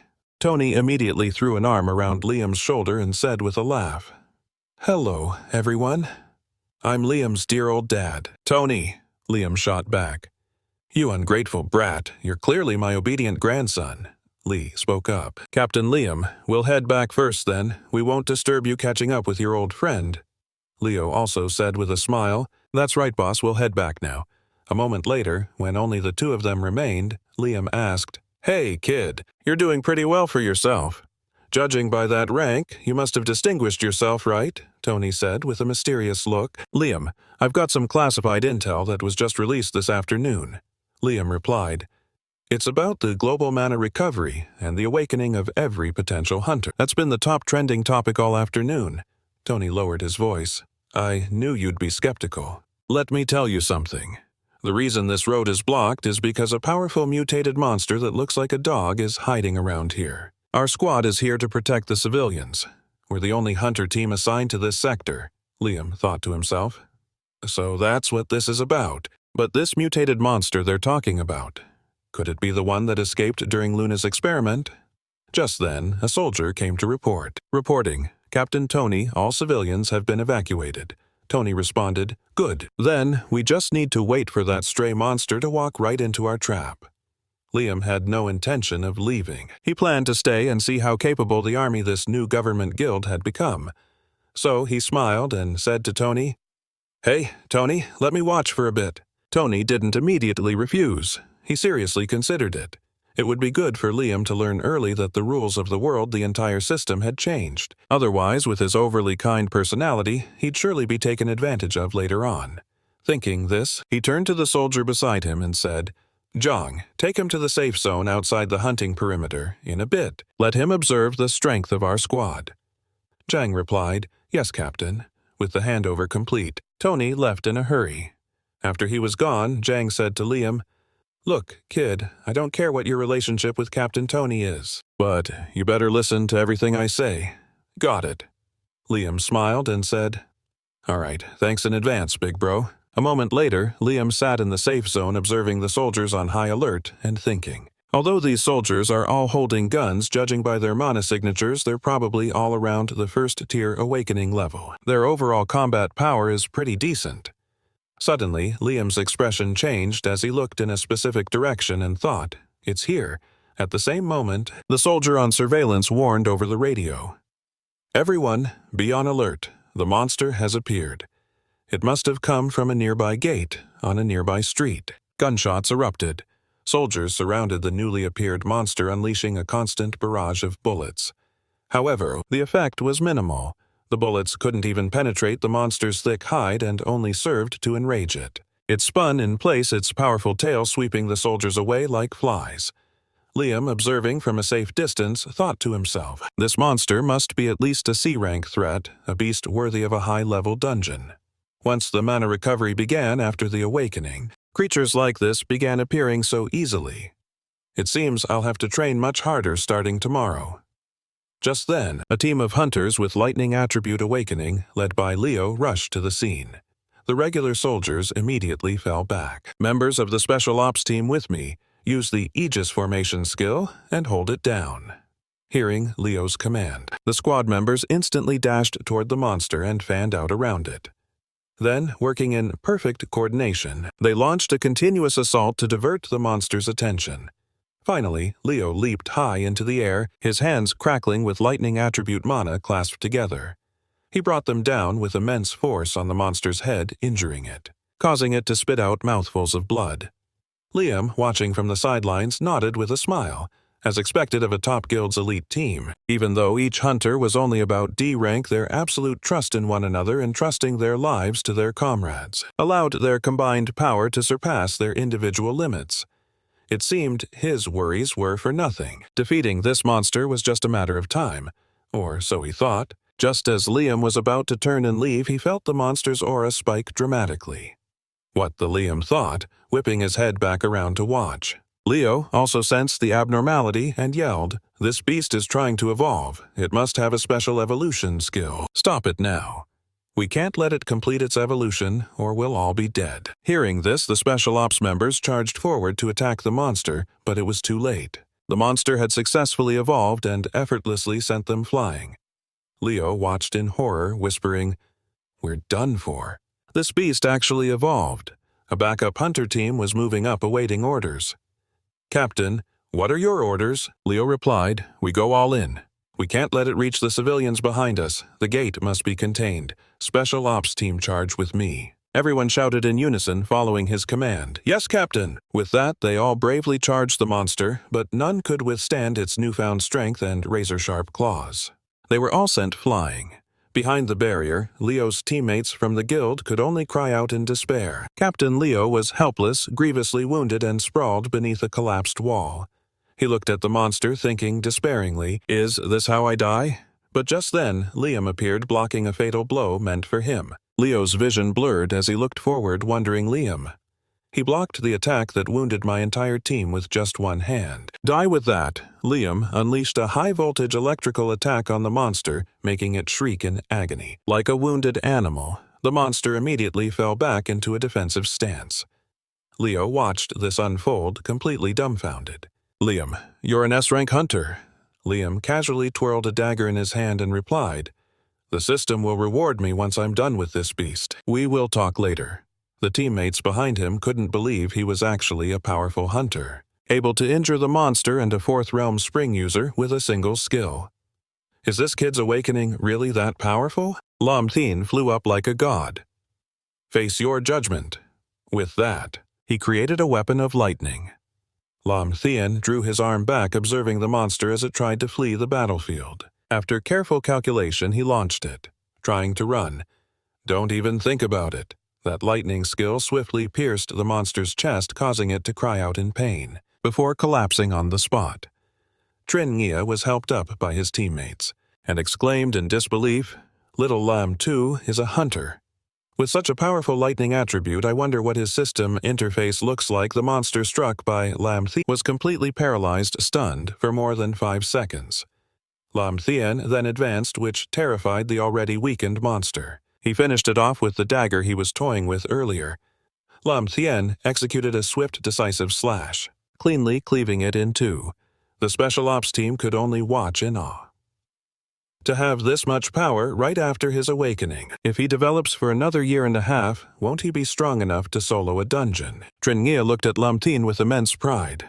"That's my brother Ton Trin Nghia for you. Great job, little Lam Tu." As for Lam Thien, he watched the dagger disintegrate and thought, "Even a military-grade dagger can't handle the power of my Thunderflame skill. I need to find a weapon that can withstand my Thunderflame spiritual energy." Trin Nghia walked over to Lam Thien. "Impressive, little Lam, too. You were even hiding your true power from me." Trin Nghia clapped Lam Thien on the shoulder, teasingly scolding him. "You're this powerful of a hunter, and you were still pretending with me." Lam Thien replied, "Easy. There, you were seriously injured." Trin Nghia paid it no mind, slinging an arm around his shoulders and bidding farewell to the others to celebrate with Lam Thien. "You guys haul that monster carcass away. My brothers and I are going for a few drinks." Everyone saluted and replied in unison, "Yes, sir." The scene shifts to the night sky where a bright moon shines down, perhaps watching for the next gate to open. Inside, a computer plays back the footage of Lam Thien confronting the monster. Phi, arms crossed, asks, "Is this hunter your friend?" Trin Nghia replies, "More than a friend. We're brothers who've been through life and death situations together." Phi calculates, "If we can recruit a talent like this into the army, our overall strength will increase dramatically." She asks, "Have you invited him to join the army yet?" Trin Nghia scratches his head sheepishly and replies, "I did, but he said he's already joined the Hunter Guild." Phi rests her chin on her hand, her expression serious. "It's that old geezer Liu Ying, isn't it? I'm going to find that guildmaster and demand he hand him over." The scene shifts to the beautiful morning at Lam Thien's home. He walks out, coffee in hand and a hamburger in his mouth, mumbling, "I forgot you were here, so I didn't get you any breakfast." Teo Nuit, sitting on the sofa, asks, "Did you participate in the military's operation last night?" Lam Thien replies, "It was completely unintentional. I didn't plan on interfering with their dungeon raid, but I ran into my brother. Is there a problem?" Teo Nuit explains, "This morning the daughter of the army's commander-in-chief kept calling Director Liu, wanting you to join the military." Lam Thien, a bite of food still in his mouth, looks bewildered and replies, "Oh, so what did you tell Uncle Liu?" Teo Nuit answers, "Director Liu has already taken care of it. But the commander's daughter isn't someone to mess with. You'd better watch your back for the next few days." Lian Tian looked away and replied, "What does she want me to marry into her family or something?" Suddenly, his phone rang with the name Tony Sun on the screen. Lian Tian answered and asked, "Hey, kiddo, what's up?" The person on the other end replied, "Is this Lian Tian? I'm Tony Sun's superior. My name is Sophie Shen." Lian Tian and Aluna listened in confusion. Sophie continued, "We've located a place that's like a fire attribute dungeon with incredibly strong energy. Would you like to come see it?" Hearing that, he thought to himself, a fire attribute. I was just wondering how I could strengthen my fire-based skill set. Initially, a patrol at the construction site discovered a swarm of fire spirits at night, a strange new type of monster. At the time, everyone thought it was just some old superstition, so they even called in a Taoist priest to handle it. Unexpectedly, the priest's arrival didn't banish the fire spirits. Instead, it seemed to make that monster swarm even more powerful. Now, the entire construction site is engulfed in incredibly intense flames. The military cordoned off the area immediately, but is completely helpless against it. Yesterday afternoon, after the global spiritual energy awakening, the flames grew even more intense. If it's allowed to keep spreading, the surrounding civilians will be in grave danger. Listening to the story from inside the supercar, Lian Tian asked, "So the fire is still spreading?" Sophie replied, "Yes, right now the only thing we can do is keep expanding the quarantine zone." "Oh, by the way, I heard you and Luna have something going on, is that right?" Lian Tian was startled and quickly explained. "Miss Shen, please don't misunderstand. Luna was just assigned by Director Liu to monitor me at my home." Sophie's expression soured as she said to the hothead, "Don't be so quick to deny it. Just hear me out. With the global spiritual energy awakening, we need to ensure the country's safety. We must immediately form a special guild of cultivators, a new kind of hunter unit to deal. Right now, the few cultivators with any real power have questionable characters. They're passable for combat missions, but they are absolutely unfit to train new recruits. I heard from Tony Sun that you have a solid character and incredible strength, perhaps due to a unique system." Lian Tian then asked, "So you want me to join your team and help train the new recruits?" Sophie replied, "Exactly. If you just say yes, all terms of your compensation are negotiable. So, what do you say?" Lian Tian seemed uninterested. "Sorry, I don't have the bandwidth for that right now. Let me first focus on training the people Director Liu entrusted to me." Sophie seemed impressed and said, "All right, I can see you're a man of principle and loyalty." And the scene shifts to the outside where a crowd is gathering. "Don't push, don't push. It's dangerous inside, stay back." Sophie and Lian Tian got out of the car to see what the commotion was about. As they approached the crowd, a voice called out, "Lian Tian, what are you doing here?" It was Kevin Jiang and Lily Li walking hand in hand. Lian Tian looked at them annoyed, thinking to himself, "Why is this guy here?" Kevin Jiang smirked and said, "So you're the guy who's obsessed with Lily. I'll admit you've got a certain presence about you." After hearing his taunt, Lian Tian glanced around. "Damn it, what a surprise. This just made my day." Seeing that Lian Tian didn't respond, Kevin Jiang continued, "My friend, even though you can't get over Xiaotong, you must understand that since her awakening, there's an insurmountable gap between you two." Xiaotong also spoke up Lian Tian. "I gave you a chance to join my guild, but you didn't know how to cherish it." The lackeys below saw this and started shouting, "Today is so lively. What a sight. Did the pure-hearted hunter lose again?" Lian Tian's face turned pale as he gritted his teeth. "Damn it, are these two idiots?" Fei Fei came from behind and asked, "Lian Tian, what happened?" The reporters immediately turned their cameras to Fei Fei, creating a commotion. "Oh my God, where did this beautiful girl come from?" Jiang Yu also stared, his jaw dropping in desire. There's such a stunning beauty like this. Compared to her, Liu Xiaotong is nothing. He then greeted Fei Fei, "Beautiful lady, my name is Jiang Yu." Fei Fei paid him no mind, turning to ask Lian Tian, "Are these two your friends?" Being ignored, Jiang Yu felt a bit embarrassed. "What's with her? It's like she sees me as thin air." Lian Tian then said, "They're just a troublesome couple. Let's go. We can't waste time before the gate opens." With that, Lian Tian and Fei Fei completely ignored Jiang Yu and turned to leave. The crowd below burst into laughter. No wonder that kid dumped her. If it were me, I'd switch too. That other girl is on a whole different level. Xiao Tong's jealousy was obvious. How dare she show off in front of me? Just because she's a little pretty, I must find a way to make her suffer. Maybe a weak monster will do the trick. She angrily scolded Jiang Yu. Have you looked enough? She's already gone. Jiang Yu rubbed his head and explained, Xiaotong, it's just a professional habit of mine. He put his arm around her waist, but she thought differently. If it weren't for the money, I would have dropped you long ago. The scene changes to Fei Fei walking with Lin Tian. I just confirmed with the soldiers it seems the flames inside that dungeon are growing stronger. We might have to expand the warning perimeter, Lin Tian asked. Expand it even more, she replied. That's right, unless we find a solution. Then Lin Tian stopped short at the site before him, which was exactly what Fei Fei was talking about. That's right, this is the place I mentioned yesterday. It's filled with fire attribute spiritual energy. Seeing Lin Tian take out a device that looked like a stopwatch, she asked curiously, What is that you're holding? Lin Tian replied, It's a spiritual energy concentration meter, a gift from my system. Fei Fei took it to check the energy levels and concluded that they would have to expand the blockade once again. The warning circle is expanding to 5 kilometers, she ordered her subordinate. No, make that 10 kilometers. But unlike the others, Lin Tian seemed to have a different plan. What are you doing, Deputy Commander? What should we do now? Fei Fei thought worriedly. Lin Tian, do you really have a way to control these flames? Just then, Lin Tian walked alone towards the flames. The system interface appeared and reported, Powerful fire attribute spiritual energy detected. Do you wish to absorb it? He smiled confidently. Of course, I'll absorb it. With that, Lin Tian sat down, crossed his legs, and began to absorb all the spiritual energy with a unique skill. While he was absorbing, the entire surrounding area was affected. Wow, such a powerful aura.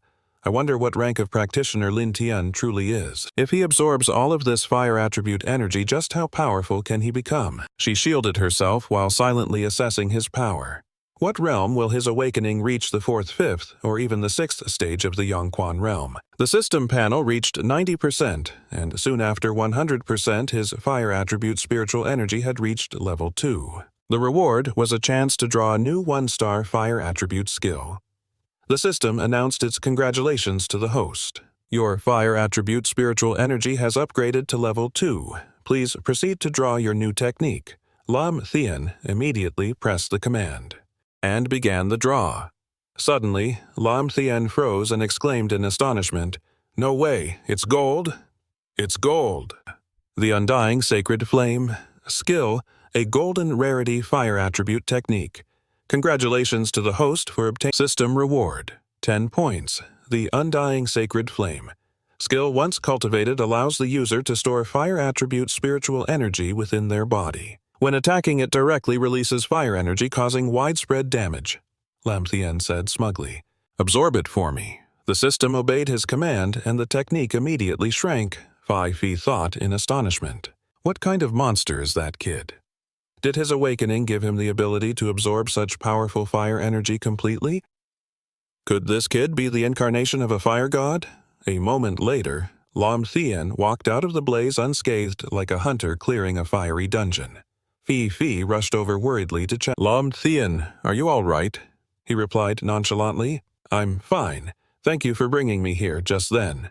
The spiritual energy meter started going wild, stunning. Fei Fei! She quickly threw it away. The device then exploded into pieces right before her eyes. But luckily, Lam Thian managed to shield her in time. She looked at Lam Thian, thinking with great interest that she absolutely had to have this man. No matter the cost, the scene changes to a luxurious restaurant in the city. Fei Fei had invited him to a meal to celebrate his achievement, but she also had another reason to recruit him for her guild. Are you saying you absorbed all of that fire attribute spiritual energy from the construction site into your body? Lam Thian replied. That's right. I hope that doesn't cause any trouble for you. Fei Fei replied. Don't worry, there won't be any trouble at all. Can you tell me what level you are currently at? Lam Thian said, probably the peak of the 4th stage about to break through to the 5th. Fei Fei exclaimed in shock. What? You're only at the 4th stage? Lam Thian explained awkwardly, my cultivation method is a little special. How should I explain this? Seeing his discomfort, Fei Fei didn't press him. It's all right, every hunter has their secrets. If you don't want to talk about it, I won't force you, Lam Thian replied politely. Thank you for understanding. Then Fei smiled and said, Lam Thian, honestly, have you considered joining our military division? The benefits are much better here than in that rotten guild. He refused bluntly without a second thought. Not right now. I have no plans to join the military yet. Phi. Fee could only say, all right, if you don't want to, I won't force you. However, I absolutely have to report what happened today. Otherwise, I won't be able to explain it to my grandfather. Lam Thien replied, understood, that night.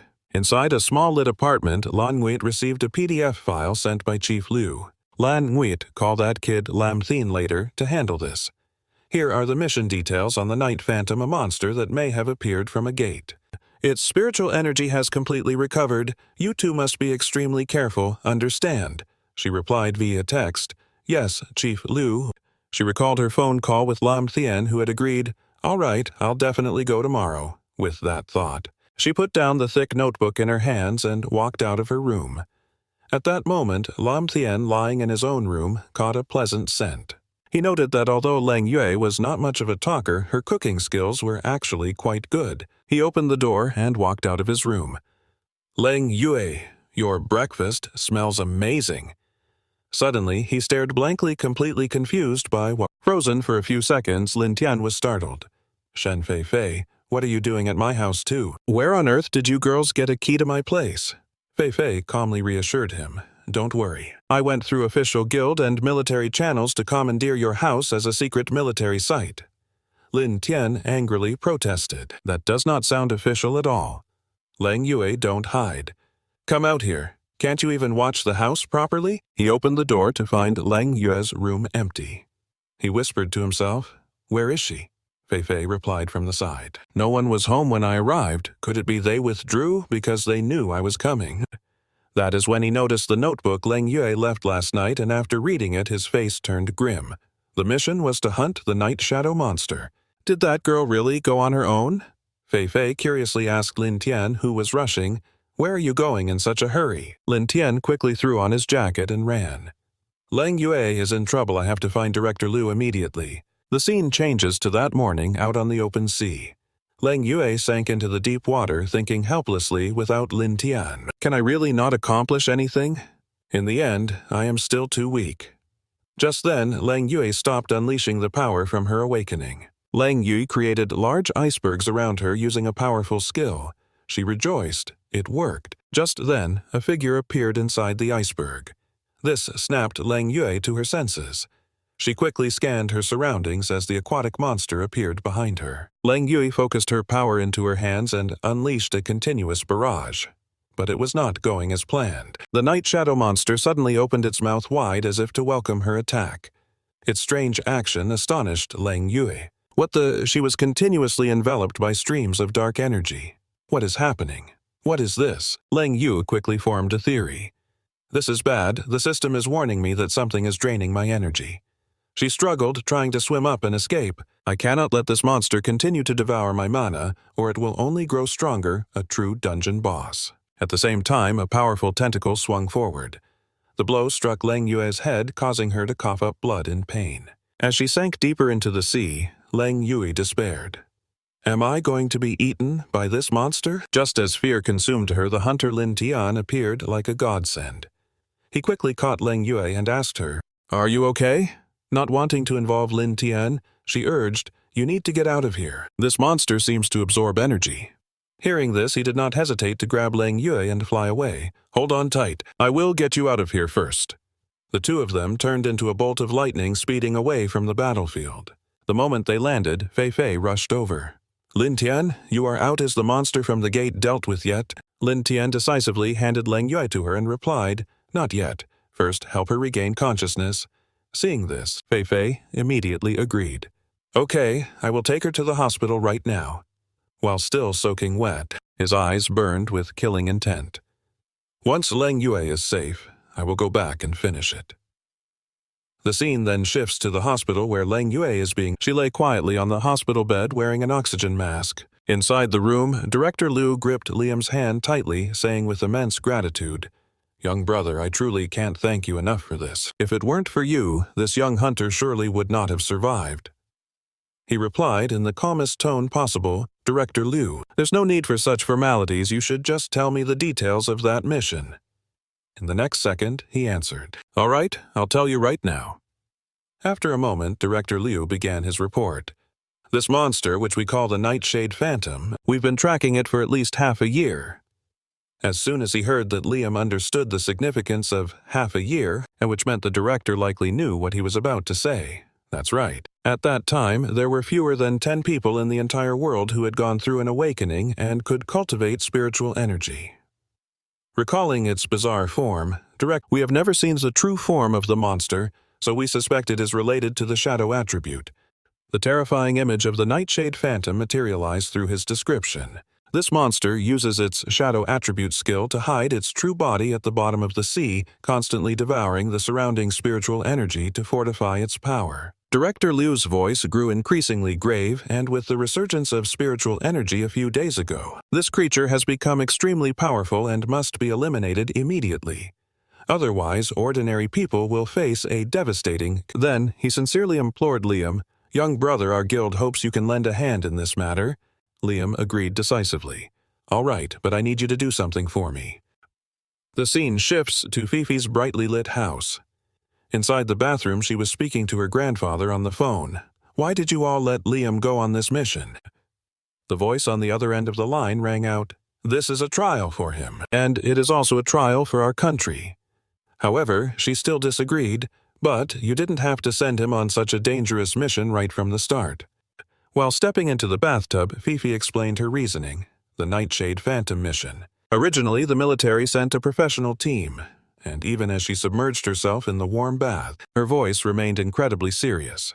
The weakest cultivator in that squad had already reached the 3rd stage of the Courage Spring realm. And yet a team like that still failed, didn't they?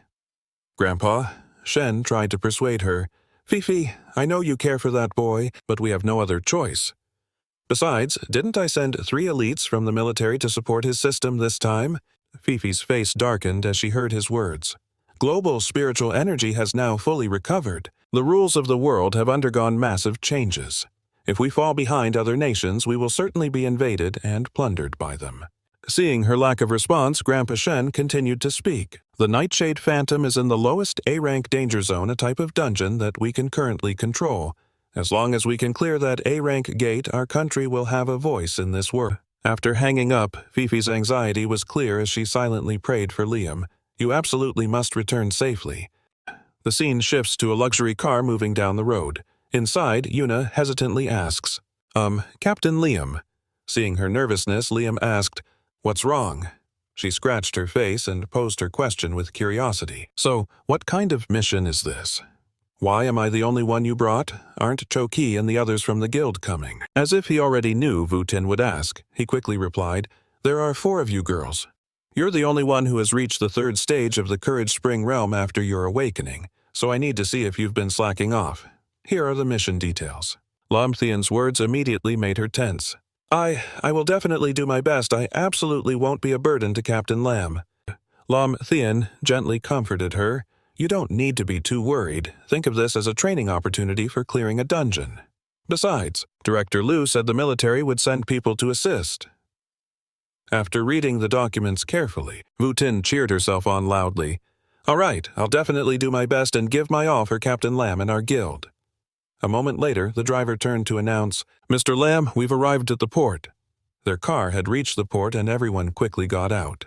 While Vutin was still moving slowly, Lam Thien was already observing the scene ahead. It turned out Chu Mok had arrived early and was remarking on how every hunter these days seems to be getting younger. Seeing him appear, Lam Thien spoke up. "The 4th stage of the Courage Spring realm, according to the system, you can indeed be considered an expert. Are you from the military?" Then, Chu Mok instructed in a serious tone, "My name is Chu Mok. I hope you two don't slow us down later." His attitude visibly annoyed Vutin. "What do you mean by that? Do you have any idea what kind of powerful skill Captain Lam has?" But fearing they would start fighting, Manhwa immediately stepped in to intervene. All right.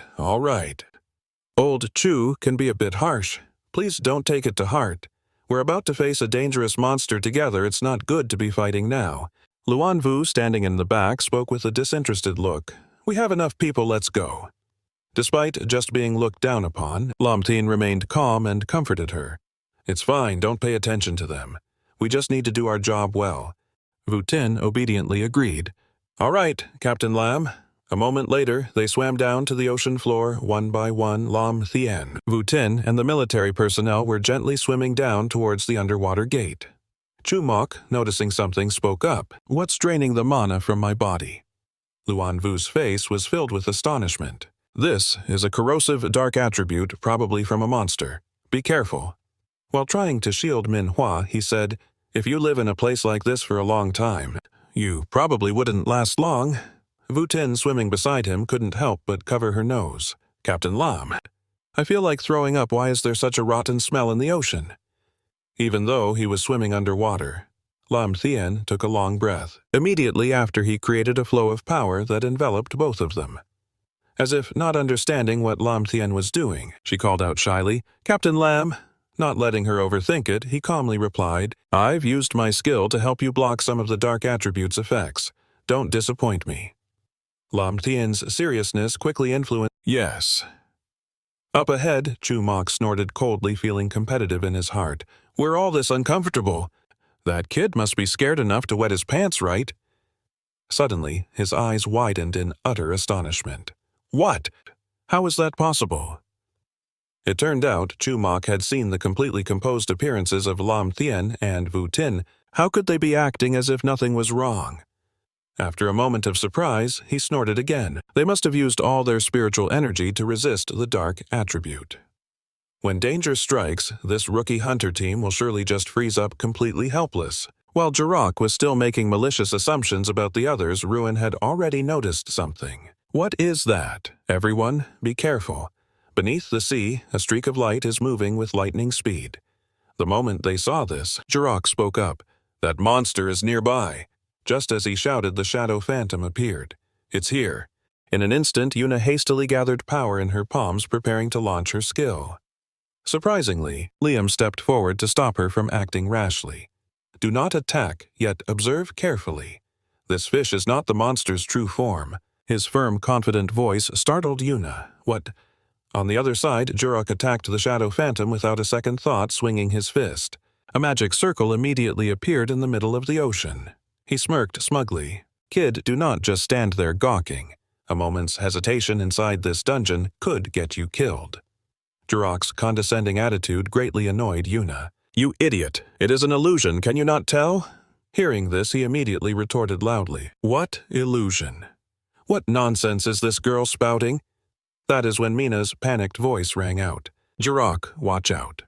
No sooner had she finished speaking than tentacles emerged from nowhere, attacking everyone. Ruin screamed in terror. "What is happening? Where did these tentacles come from?" Just as he finished his question, the shadow phantom's true form appeared. This is... Mina then instantly sensed its terrifying power. The 5th stage of the spirit, Spring. It turns out this is a monster at the 5th stage of the spirit Spring. Ruan's face finally showed some emotion. He finally understood why the last team that came through this gate failed. Ignoring their fear, Yuna prepared to unleash her skill, the Frostflame Scythe Dance. Despite his disdain, Jurok still yelled out in worry, "You fool! You are no match for it." She gritted her teeth and raised her weapon silently, vowing, "I absolutely cannot disappoint Captain Liam. I have to show Captain Liam what I am capable of since my awakening." After freezing the nearby tentacles, Yuna sliced cleanly through them, cutting them into many pieces. Then she let out a joyous cry, unable to control her emotions. Like a child, Yuna turned to him with a beaming smile. "Captain Liam, I did it." It seemed her attack had enraged the shadow phantom. Jurok immediately noticed something was wrong. "Run." Unfortunately for him, Mina and Ruai were both sent flying, coughing up blood. The next second, Yuna managed to create a snowflake shield for protection. But, unfortunately, her defense was shattered by the tentacle's power. The sight left Yuna stunned and hopeless. "Am I going to die here?" Suddenly, a brilliant light flashed and Liam's voice rang out. "You did well." He had blocked the shadow phantom's attack right in front of her.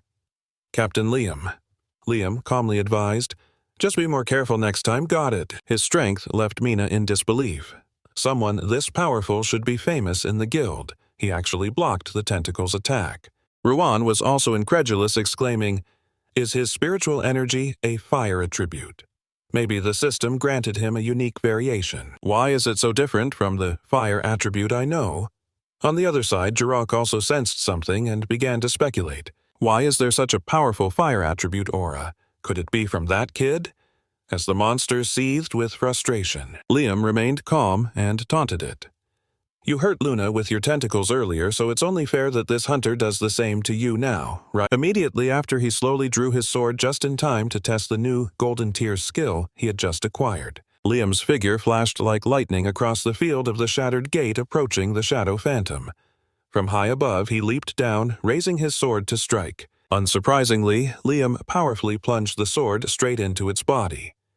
Liam's audacity made Commander Drake grind his teeth and curse. Foolish. How could the body of a 5th stage being be harmed by a mere combat knife? The system must have miscalculated his power level. Ignoring the commander's disdain, he calmly began to chant. Undying Azure Flame Technique. The next second, the sword in Liam's hand erupted in a brilliant blaze. The fire on the blade grew larger and larger, as if it intended to incinerate everything in this dungeon. The flames spread rapidly and enveloped the Shadow Phantom's body. It shrieked in agony as it was burned alive. In the next moment, the entire monster's body suddenly exploded, shaking the very sky. This development terrified Commander Drake. What just happened? Even as his voice grew louder, Liam's expression remained utterly unchanged. What kind of power is this? Is this his awakening? Commander, Drake's brow furrowed and he clenched his jaw. So everything the Commander-in-Chief said was true. He began to recall the conversation between himself and his superior. At that time, Commander Drake had shouted, "Sir, you're overestimating him. He's just a minor, unaffiliated fighter, without the resources or training from a proper guild or the military. How strong could he possibly be?" The commander had replied to his words then. But the strength of this person named Liam cannot be underestimated. He calmly explained his point of view. Ordinary people see us cultivators as nothing more than frogs in a well gazing at the moon. But for cultivators at our current stage, looking at Liam is like a speck of dust looking up at the vast blue sky. This person named Liam can only be recruited. He must never be made an enemy. Back in the present, Commander Drake was still in a daze. Is he even human? With such talent, if he were nurtured and supplied with resources by the military, what realm would he reach? Then he glanced over at Valerie. Commander Drake silently praised her. That girl must be his subordinate right, facing danger without fear. Calm and composed, and at such a young age, she's already reached the 3rd stage. If she just matures a little more, her future will be immeasurably vast. After pondering for a moment, his expression suddenly grew somber. Commander Drake was disappointed in himself. It seems I've gotten old. Mina was supporting Leo, and seeing his dispirited look, she asked curiously, "Old Drake, are you hurt?" He also wondered, "What are you spacing out for?" The two supported each other as they walked over to Commander Drake. He looked down and spoke, "I'm sorry. I was only thinking of my own survival just now." Leo wasn't blaming him. He gently placed a hand on the commander's chest to comfort him. "It's all right. Just buy us a round later, and we'll call it even." Commander Drake smiled and replied, "Deal. Let me go apologize first, then we'll drink until we drop." With that, he walked over to Liam. Commander Drake humbled himself, saying, "Liam, thank you for saving my life and the lives of my comrades. I was wrong before." Liam replied modestly, "Commander Drake, you were just worried about us. Don't take it to heart." He bowed deeply once more and replied, "Then thank you very much." Uting covered her nose with her hand and walked over, saying, "Captain Lin, Captain Zhou, let's hurry up. It stinks like a monster's lair down here." Lin Tian nodded. "Yeah, let's go." After that, everyone quickly swam up to the surface. Lin Tian suddenly noticed something. Uting turned around and asked, "Captain Lin, what's wrong?" He looked down at the seabed, then instructed, "You all go up first. I'm going to see if there's some kind of dungeon treasure down there." As soon as he finished speaking, Lin Tian quickly swam back down to the seabed to search. A shimmering light suddenly appeared. He was surprised it was 2 starlight flowers gradually coming into view before Lin Tian's eyes. He wondered, there are actually 2 starlight flowers. Lin Tian immediately moved closer, holding the flowers in his hand and thinking. This time, Su Yuqing and Leng Yue can both use this to increase their strength and maybe even unlock a new skill. After obtaining it, he began to swim to shore. A bright light shone from a large crane at the seaport. Lin Tian walked while looking around searching. Where is everyone? A voice suddenly called out to him. Lin Tian, is that you? Lei Nuo appeared from the shadows with a serious expression. He stood imposingly behind him. Lin Tian was taken by surprise for a moment. When did he get so close to me? How did I not sense him at all? It's like my own system failed to detect him. He slowly spoke up and asked, You are? The man handed Lin Tian a business card. My name is Lei Nu, and I am the young Mrs. Bodyguard. This is my business card, he explained calmly. A few days ago, the young miss was busy clearing a high-rank gate on a mission and couldn't meet you immediately. In the future, if the young miss needs help, you can call this number. Lin Tian took the business card, looked at it, and asked, Who is this young miss you're talking about? Lei Nuo replied, Commander Shen's granddaughter, Miss Shen Feifei. He frowned, thinking it really is her. I knew it. Among the people I know, only she could have a hunter of this caliber as a bodyguard. Then he looked at Lei Nuo again. I cannot even see through this man named Lei Nuo's strength. Could he be a practitioner at the Iron Vein realm, a level unheard of outside a top-tier guild? Lin Tian asked, puzzled, Why did you come looking for me, and where are my friends? He replied sternly. Miss Su Uting has been taken home by a private car, and Zhou Mu and the other two were picked up by a military vehicle. Then he saw a luxury car behind Lei Nuo. He pointed to it and explained, I am waiting here for you because the commander-in-chief wants to see you. Lin Tian couldn't believe his ears. He immediately asked again, The commander-in-chief of the military, Lei Nuo replied. That's right. The commander-in-chief wants to speak with you. Please come with me. He walked over, opened the car door for Lin Tian, and formally invited him. After he got inside the car, Lin Tian asked curiously, You are Commander Shen? Commander Shen welcomed him cheerfully. Young man, you must be Lin Tian, right? My granddaughter has been mentioning you constantly these past few days. Have a seat. He sat on the seat opposite Commander Shen. The commander began to speak. I heard from my granddaughter that you sealed the heavenly flame within your body. Lin Tian immediately replied, That is right, Commander Shen exclaimed. As expected of a world undergoing a anything is possible. He continued to praise. Without the backing of the military or the nation, someone as powerful as you can still emerge. A true natural awakening. It is truly a blessing for our country. He scratched his face shyly and replied, Commander Shen, you are too kind. I was just lucky. Commander Shen suddenly smiled, stroking his chin. Good, humble, but not weak, composed, but not arrogant. You truly have the makings of a great hunter and are worthy of being the young man my granddaughter has her eyes on. After a few pleasantries, he became serious and got to the main topic. Liam, the world is currently undergoing a great change with the appearance of the gate and dungeon phenomena, and these anomalies will become more common, which will be a devastating disaster for ordinary. He remained silent for a moment before replying. Commander Shen, rest assured, if I encounter any monster or anomaly harming civilians, I will absolutely not stand by and watch. Commander Shen continued to explain. I'm not telling you this to bind you or impose any moral obligation. I just hope you can quickly increase your strength and master a new skill. He told Liam that among all types of spiritual energy, the dark attribute is the most troublesome, because the dark attribute can corrupt any living creature, turning them into mindless monsters. Commander Shen's expression grew more solemn. Your lightning-based spiritual energy is the best counter to the dark attribute. You must mature quickly for your own sake and for this country. Liam replied confidently, Yes. Commander Shen, rest assured I will definitely do my best to train. He held out a phone, perhaps a direct line to his guild, and handed it to him. This is a specialized military phone completely secure from eavesdropping. If you need help with anything, you can call me directly. Liam happily took it with both hands. Thank you, Commander Shen. Actually, there is something I need your help with. Commander Shen was surprised. Oh, what is it? Tell me. He slowly drew his sword and explained. It's like this. This is the weapon that Director Liu helped me acquire. As the sword was drawn, many cracks appeared on the blade. Liam continued to explain, I thought this sword could handle my spiritual energy. But after seeing the sword, Commander Shen immediately showed a look of surprise. I remember this sword being Old Liu's most prized treasure, yet it's been damaged to this extent. Just how powerful is the spiritual energy in this kid's body? Then Commander Shen calmly replied, Leave this matter to me. In a few days I'll have someone bring you a sturdier sword to try.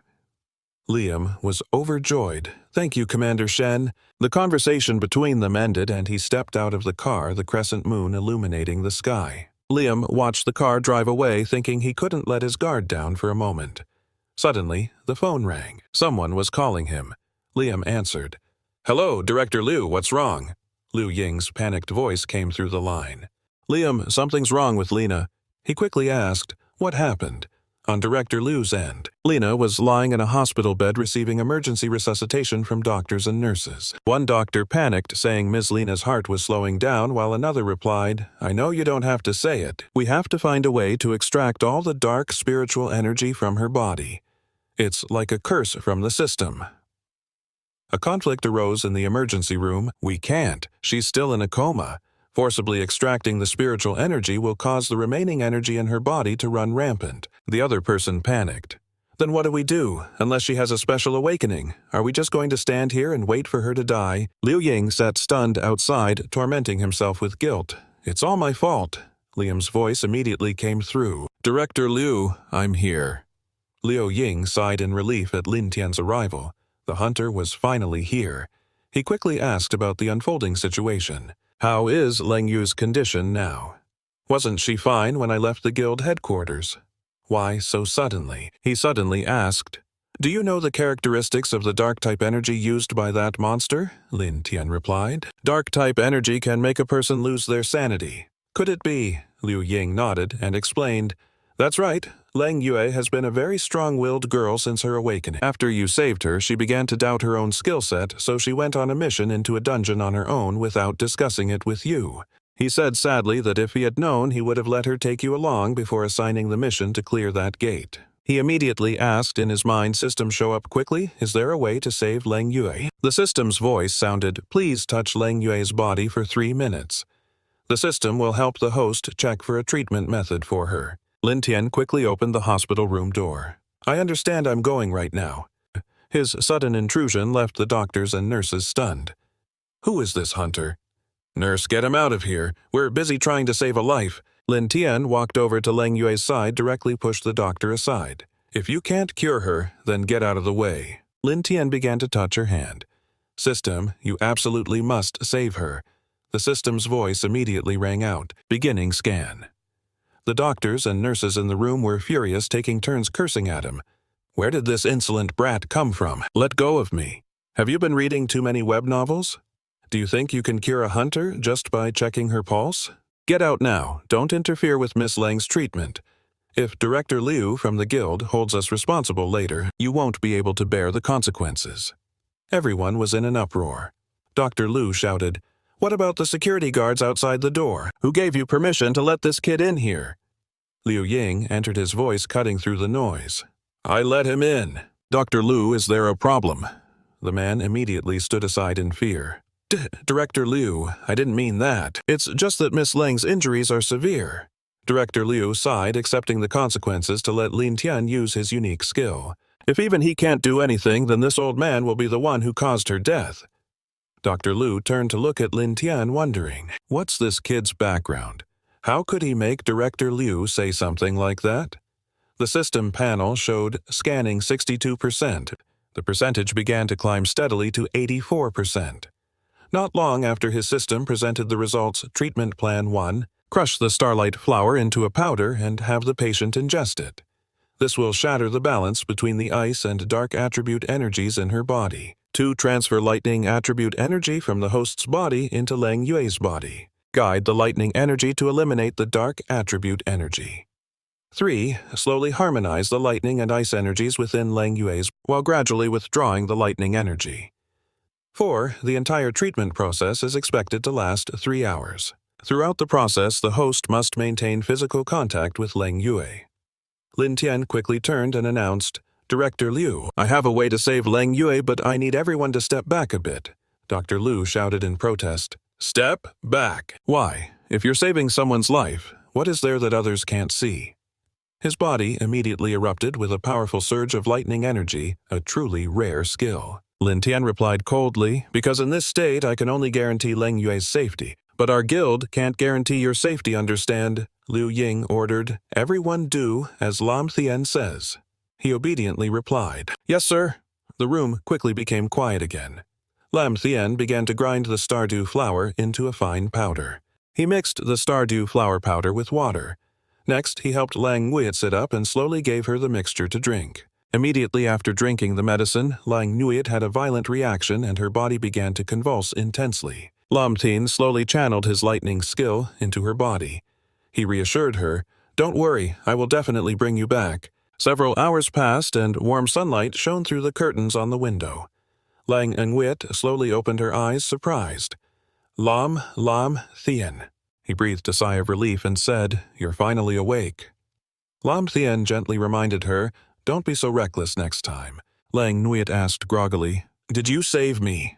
He covered his mouth with his hand and yawned, looking very tired. Lam Thien replied, "Yeah, I was lucky to find 2 stardew flowers at the bottom of the sea, otherwise I wouldn't have known how to save you." She asked sadly, "Do you feel like I'm dragging you down?"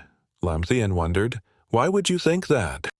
He used words of praise to comfort and console Lang Nguyen. She was a powerful hunter at the 3rd level of the Valiant Spring Realm, nearly invincible in the world at this stage, but she replied with disappointment, "But I'm still weaker than you." Lam Thien comforted the girl with a deadpan expression. "Don't be so stubborn. It's not that you're too weak, it's that I'm too strong." "Have you ever seen a second person as strong as me?" Lang Nguyen lowered her head and thought, "That's right, ever since my awakening, I had almost never met a worthy opponent before him. Even with Director Liu, he was confident I could surpass him within 5 years. He gave her a few instructions and then turned to leave. "If you're okay now, I'm going to get some rest. I was busy all night and didn't get any sleep. Meet me early in the morning the day after tomorrow in the forest outside the city. I'll take you for some recovery training. Don't be late." Scene change: a vast, lush green forest appears. A monster, known as a mutant hound, charged aggressively. Lang Nguyen immediately kicked it. It yelped in pain. Lam Thien watched from the sidelines. "See, I told you you were very strong." He continued to explain. "This mutated wolf was at the peak of the 3rd level of the Valiant Spring Realm, yet you sent it flying with a single kick. Your current strength has definitely reached the 4th level of the Valiant Spring Realm." Lang Nguyen turned her face away and said, "I don't need you to flatter me. I know my own level." Lam Thien replied helplessly, "All right, the recovery training is almost done anyway. We should probably—" A sudden loud noise rang out, cutting him off. Both of them were startled and immediately on alert. She asked curiously, "An explosion?" The sound of the system suddenly rang out, detecting extremely powerful dark attribute spiritual energy. "Host, be careful." Lam Thien looked around, then replied, "This isn't just a simple explosion. Deep in the forest, dark attribute spiritual energy is running rampant like a gate to a dungeon just opened." Lang Nguyen couldn't believe her ears. What? A group of people were setting up camp to rest. Quang Vu placed his hand on Hiu Dong's shoulder, leaning in close to say, "Hiu Dong, later I'll catch a big fish and grill a huge skewer for you." But she showed a look of disgust, brushing his hand away and replying, "Who wants your grilled skewers?" Immediately after, she walked over to a girl busy up ahead and offered, "Tu Twit, let me help you set up the tent." Quang Vu's friend came over to tease him about his failed skill in charming women. "Kaden, are you mad at Haley?" He frowned slightly and explained with irritation, "I was just sulking because I saw a beautiful girl the other day." His tactless friend laughed out loud and joked, "Kaden, next time you hit on a girl, just try to be a bit more subtle in front of Haley." But a player is always a player, and Kaden quickly jumped into the discussion with him. "You have no idea how smoking hot that girl was." Hearing this, his friend grew curious and intrigued. "So there is a girl who can actually mesmerize Kaden like that. I definitely have to meet her if I get the chance." The moment he said that, a hand suddenly grabbed and twisted his ear. "You will not live to see tomorrow." That hand belonged to Snow. She dragged him away by his ear from that lewd conversation, scolding him. "Go set up the tent for me right now." As he was being dragged away, he quickly tried to sweet-talk her. "Snow, I was just messing around. You know? Love you." Watching their affectionate display, Kaden felt a little annoyed and turned to leave. "Forget it. I will go gather some firewood first." With that said, he ventured deeper into the woods and began gathering firewood. On the way back, he suddenly spotted something unusual. It was a treasure of dark spiritual energy blooming from the ground. Seeing it for the first time, Kaden wondered, what is this? Maybe I can get a new skill from this? Just then, he recalled a news report he had seen. Breaking news, the World United Council has just announced, Earth has officially entered the era of global spiritual energy revival. According to reports from energy specialists, this marked the beginning of the Great Awakening. Opportunities are now appearing all over the world. As he recalled these words and stared at the flower for too long, his eyes seemed to become hypnotized. Immediately after, the seductive image of Fifi flashed in his mind as he frantically rushed towards it, screaming, "This is my power. The power that will make me a king. This is the chance heaven has given me, Liam. I will crush you under my heel," Kaden said while greedily devouring the item. "I will make you look like a stray dog in front of that woman. Just like you did in front of Haley." Midway through his meal, his body suddenly went rigid. What followed was his blood-curdling scream as an immense amount of power suddenly erupted from him. It was like a system notification announcing his power-up.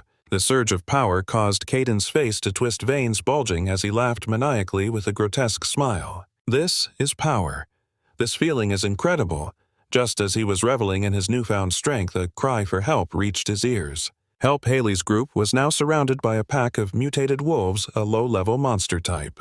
And just as one leaped to attack, Kaden flew in and delivered a powerful kick, asking, "Are you okay?" Haley cried out in worry. "Kaden, be careful. That is an entire pack of wolves." With his newfound power, he confidently began dispatching the wolves, saying, "Do not worry. This pack of wolves is nothing more than a bunch of ants to me now."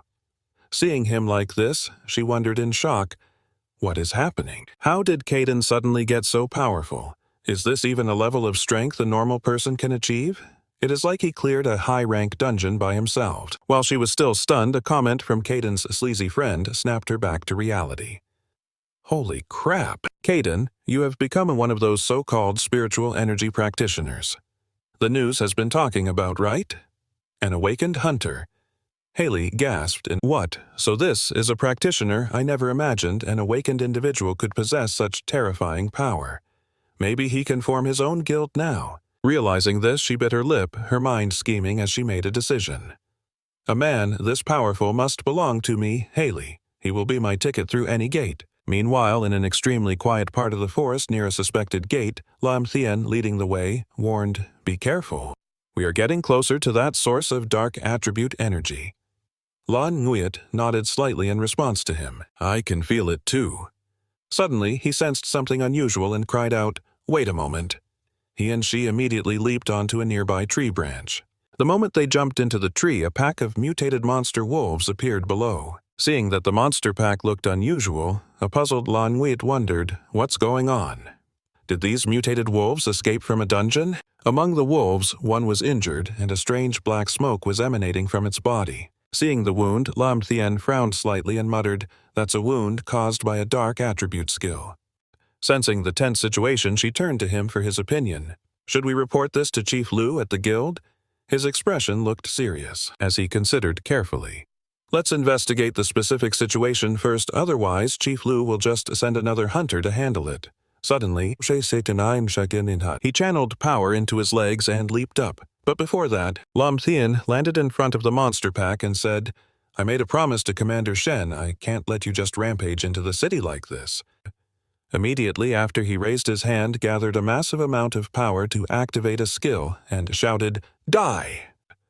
The sphere of power he unleashed engulfed the entire wolf pack, wiping them out in a single move. After finishing them off, he called out to Lan Nguyen, "Let's go!" The two of them continued forward. Lam Thien looked at the scene before him and exclaimed, "This is—" She looked around and quickly continued his thought. Someone was camping here. Taking advantage of his distraction, Huang Vu appeared from behind and launched a surprise attack on him.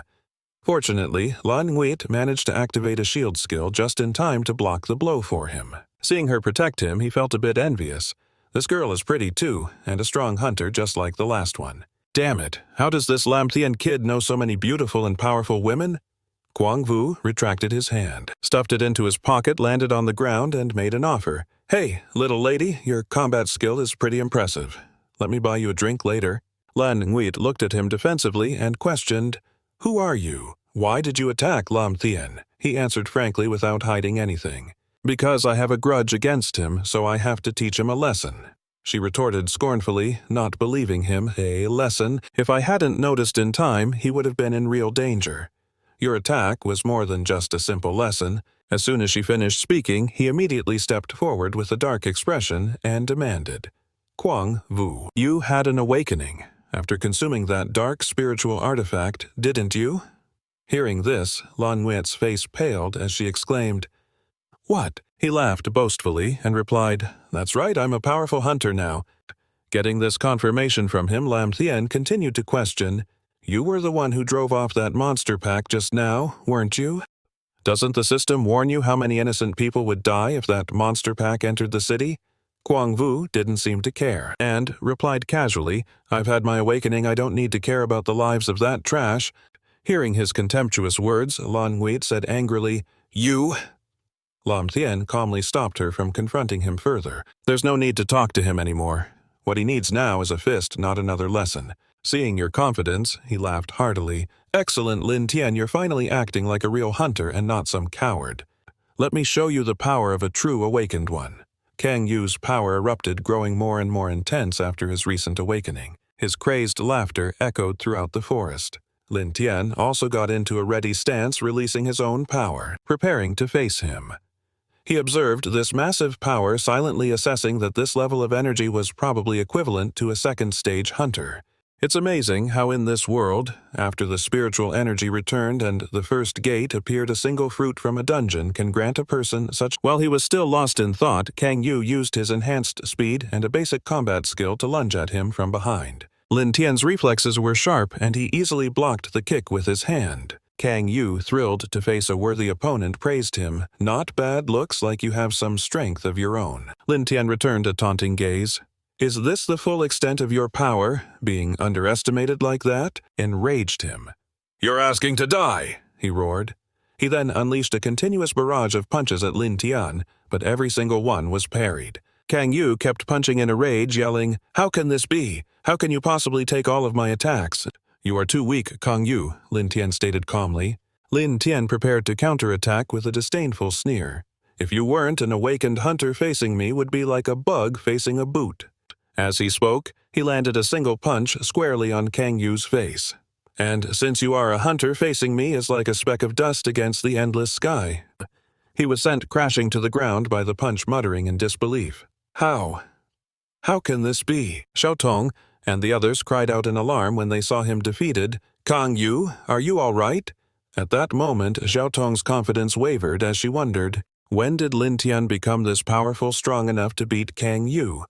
Damn it, if I had known he was associated with a powerful guild, I would have never confronted him.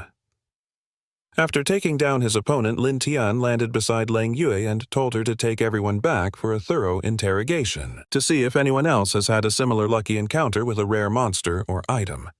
She quickly pulled out her communication device and replied, Understood, I'll notify Director Liu to lock down this entire mountain immediately. Meanwhile, Kang Yu was seething with resentment, cursing internally. I can't believe I lost to Lin Tian, that damn bastard, it's impossible. Suddenly, a strange voice echoed in his mind. Do you yearn for power? The voice didn't stop. It asked again, Do you yearn for power? The moment it finished speaking, his surroundings suddenly changed. Before Kang Yu stood a strange, shadowy figure seated upon a throne-like chair. This shadow looked like a demon lord from a fantasy novel. He was the Dark Sovereign. Kang Yu didn't hesitate for a second and began to plead. I want power. I want to be invincible. As long as I can crush Lin Tian under my heel, I'll pay any price. Give me a system, anything. The Dark Sovereign wasted no words, immediately firing a beam of energy from his finger toward Kang Yu. That beam of energy shot directly into the center of Kang Yu's forehead. His eyes rolled back, turning completely white as veins bulged across his face. A moment later, he felt the abundant power coursing through his body and cried out in satisfaction.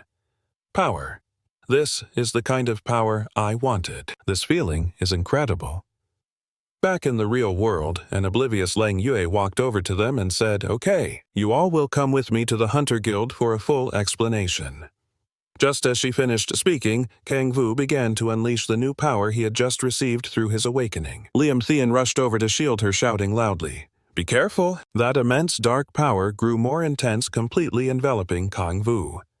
All the plants in the area affected by that dark energy withered one by one. Even his friend was caught in the dark power, screaming in terror. Mr. Kang, what is happening? Tia Tuit and Hu Dong pleaded in terror. Please, I do not want to die. Liam, Thien, and Lan Nguyen were fortunately far enough away to be unaffected.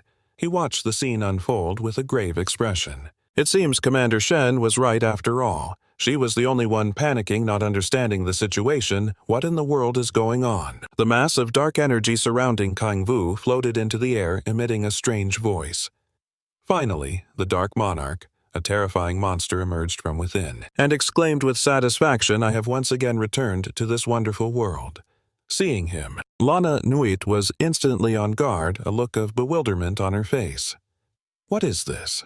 How could his power level jump from stage 2 to stage 4? Liam Thien warned her cautiously, be careful, that is definitely not the hunter you knew anymore. At that moment, the monotonous voice of his system rang out, low-level shadow-type monster, detected Dark Monarch. Immediately after, a system window appeared with a quest notification. Temporary quest issued. Defeat the Dark Monarch. Reward orb for cultivating a new elemental skill. Receiving the quest, he felt a surge of anxiety. I have never seen this type of monster in my entire life, not in any dungeon or through any gate. I have no idea what kind of attacks it has. While he was still strategizing, the Dark Monarch looked at its new body with disdain. The flesh and blood of these humans are so pathetic, it cannot even help me form a complete body.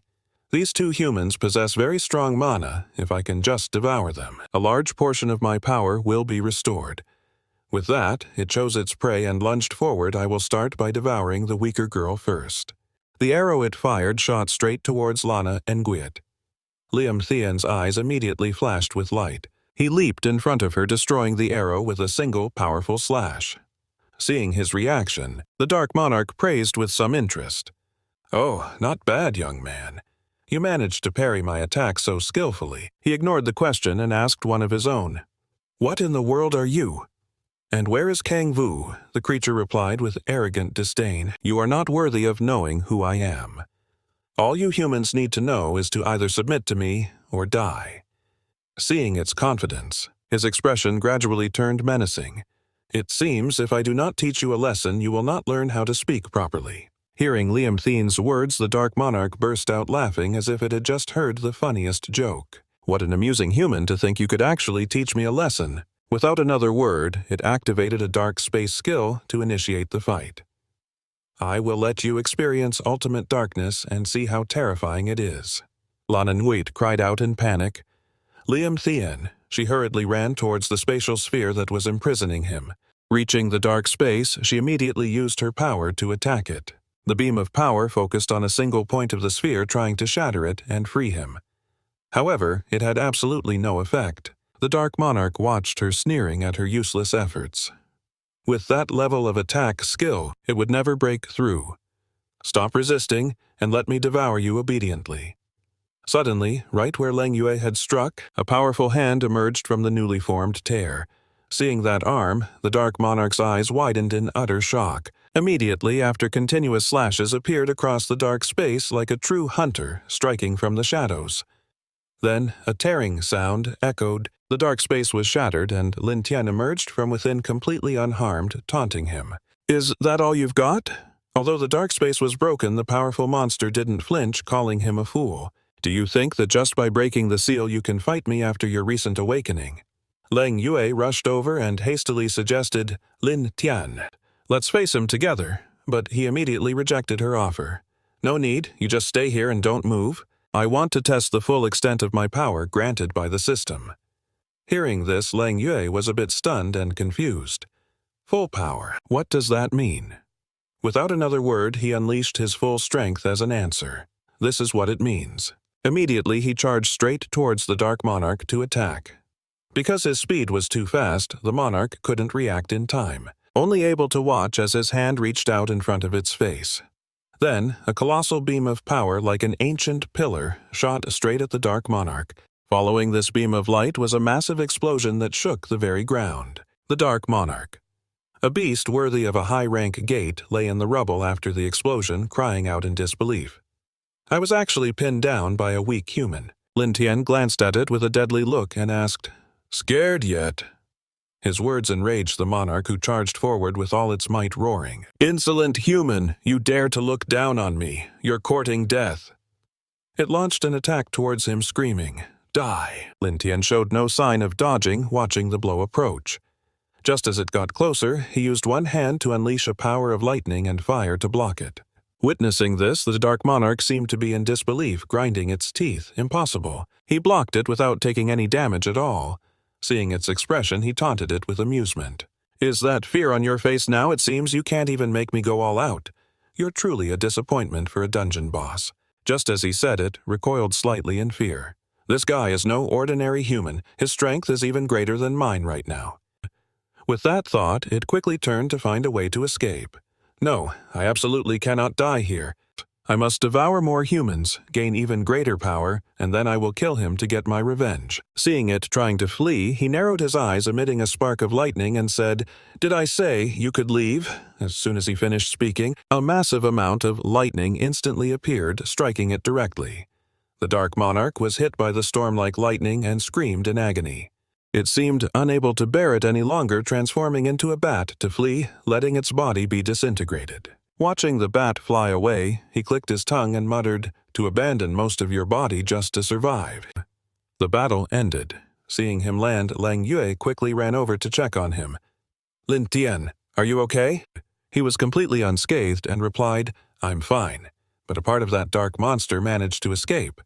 We must immediately contact Director Liu of the Hunter Guild." She quickly agreed. The scene gradually shifts to a large city.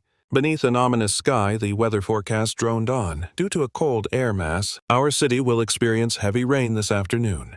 The Meteorological Bureau has issued a red alert for heavy rain. Everyone should try to limit going outdoors." Besides the weather forecast, a TV commercial was also playing. "Hey, everyone, I'm telling you the truth. Something big is definitely going to happen this afternoon. In a bit, I'll show you all a flashy stunt of getting struck by lightning." Meanwhile, on a deserted street, a passing girl was complaining irritably. "What the heck? It's clearly all his fault. He's a hunter, so why is he canceling our date just because of a little rain?" As she was grumbling, a strange sound suddenly reached her.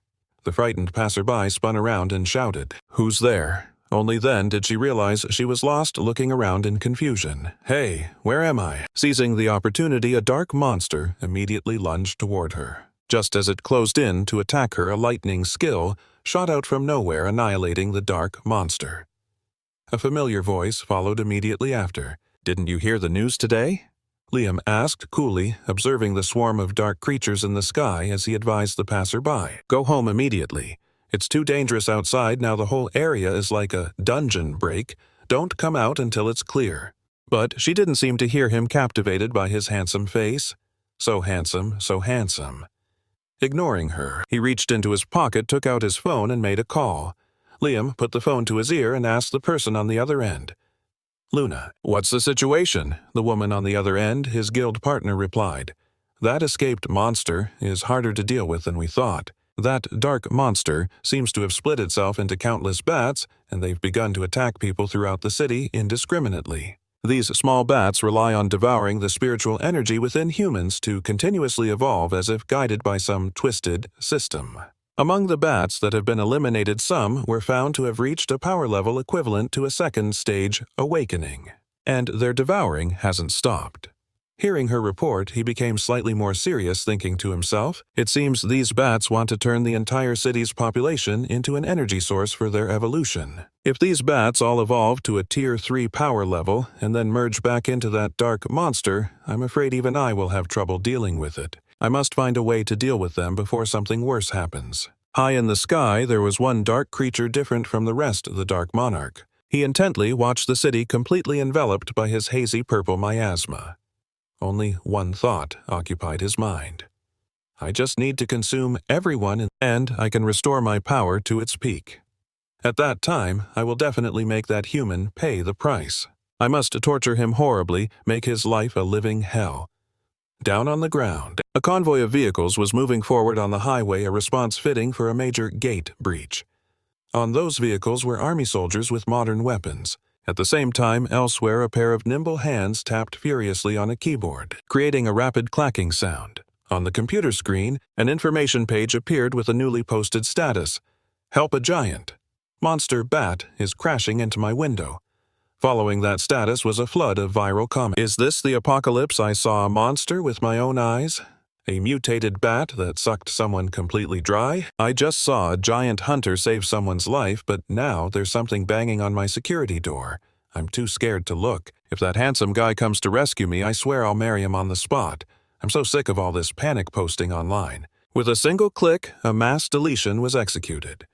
Phoebe, incredibly frustrated, tried to control the information and stop the rampant fear-mongering. This is so annoying. Can't these people just stay quietly in their homes? Instead, they're here posting things that spread panic and fear. Do they think the Dark Element monster horde isn't strong enough already? She became more and more agitated, finally, yelling in frustration and startling the team behind her. Can't we just shut down their internet? Tens of millions of people are posting. How is our guild's moderation team of just a few 10,000 supposed to delete it all? Logan reminded her with a hint of resignation. Ma'am, if we actually cut off the internet, I'm afraid the public's panic will become even more severe. At his words, she turned away in a huff and retorted, I know that I was just blowing off some steam. It's just so frustrating. Then, as if remembering something, she asked him about the situation. Logan, has the army been able to breach the city's perimeter yet? It's been half an hour already. He tapped on his tablet screen, pulling up the latest reports. Every road leading into Tianhai City is completely blocked by a swarm of third-stage evolved bats acting like a massive gate. There's no way to break through in the short term. So, I urge you to be patient, ma'am. Phoebe's tension seemed to ease slightly as she thought to herself, Liam, you better not let anything happen to you. At that very same moment, the scene changes to a tall skyscraper elsewhere in the city. Liam and Luna cautiously made their way inside the building. Upon seeing them, Yuna quickly called out, Captain Liam. Theo also exclaimed with relief, Boss? Liam approached them and asked with concern, Is everyone all right? Yuna quickly replied to him. At the time, Kira and I were practicing a new skill at my family's villa. It wasn't until Director Lowe called that we realized this mass awakening event had started. The moment she finished speaking, Theo jumped in to boast confidently, Boss? When everything went down, I was grilling some food with my little brother. Suddenly, a mutated bat swooped down to attack him. I took out the bat with a single punch, skewered the big sucker, and then my brother and I just grilled it and ate it. Liam was left a little speechless by this story and could only say, just try not to get a stomachache. After the joyful reunion concluded, Director Lowe, seated at the head of the table, spoke up. Liam, now that you're here, we can begin the video conference with the military headquarters. He agreed without hesitation. The director then activated the communication screen, tapped a few controls, and said, Commander Shaw, we are ready on our side. The image of Commander-in-Chief Shaw instantly appeared on the large screen behind him as all the key members of the Hunter Guild were now present. Very well, let's commence the briefing on the Tianhai City rescue operation immediately. At present, the two main eastern and western highways providing access to and from Tianhai City are completely sealed off by a large swarm of mutated bats. In the central plaza in the southeastern sector of Tianhai City, our system is detecting a massive energy signature, possibly a nascent dungeon. Our assessment indicates that this is very likely the main entity controlling the bat swarm. Hearing this, Liam became pensive, silently repeating the commander's words. The central plaza. Suddenly, he noticed the person in front of him was trembling slightly as he wondered to himself, Why does Li Qi look so unsettled? Commander Shen, unaware of their distraction, continued speaking. We plan to force a breakthrough from the eastern highway, open an escape route, and then guide the civilians in the central square to evacuate. Afterward, we will use heavy firepower for suppression, to evacuate the people more quickly. We need the assistance of you all from the Hunter Guild to help us approach the central square from another route and begin the evacuation first. According to the analysis department's calculations, this entire battle plan must be completed within 50 minutes. Otherwise, the monster that emerged from that gate in the central square will evolve into an existence we cannot handle. Having completed the presentation of his plan, he then asked them, Does anyone have any questions? At this moment, Li Qi stood up and with some hesitation voiced her concern. Commander Shen, if the army cannot reach the central square in time, will the time of the explosion be postponed? he answered immediately without a second thought. No, at the designated time, all firepower will immediately converge on the target to ensure that mutated monster cannot evolve to a level we can't handle. Hearing this, she became furious and slammed the table in protest. How could you do that? Wouldn't that be the same as gambling with the lives of the citizens in the central square? However, his next rebuttal made her freeze. If that dark monster successfully evolves, the ones who die won't just be the people in the central square. All of Tianhai City, and perhaps the entire Donghai province, will be destroyed. Li Qi trembled slightly, struggling to find words, but Commander Shen didn't let her say anything more. He quickly cut her off with a question. You have someone important to you in the central square, don't you? He had guessed correctly. She could only tremble standing still with her head bowed, biting her lip as she answered.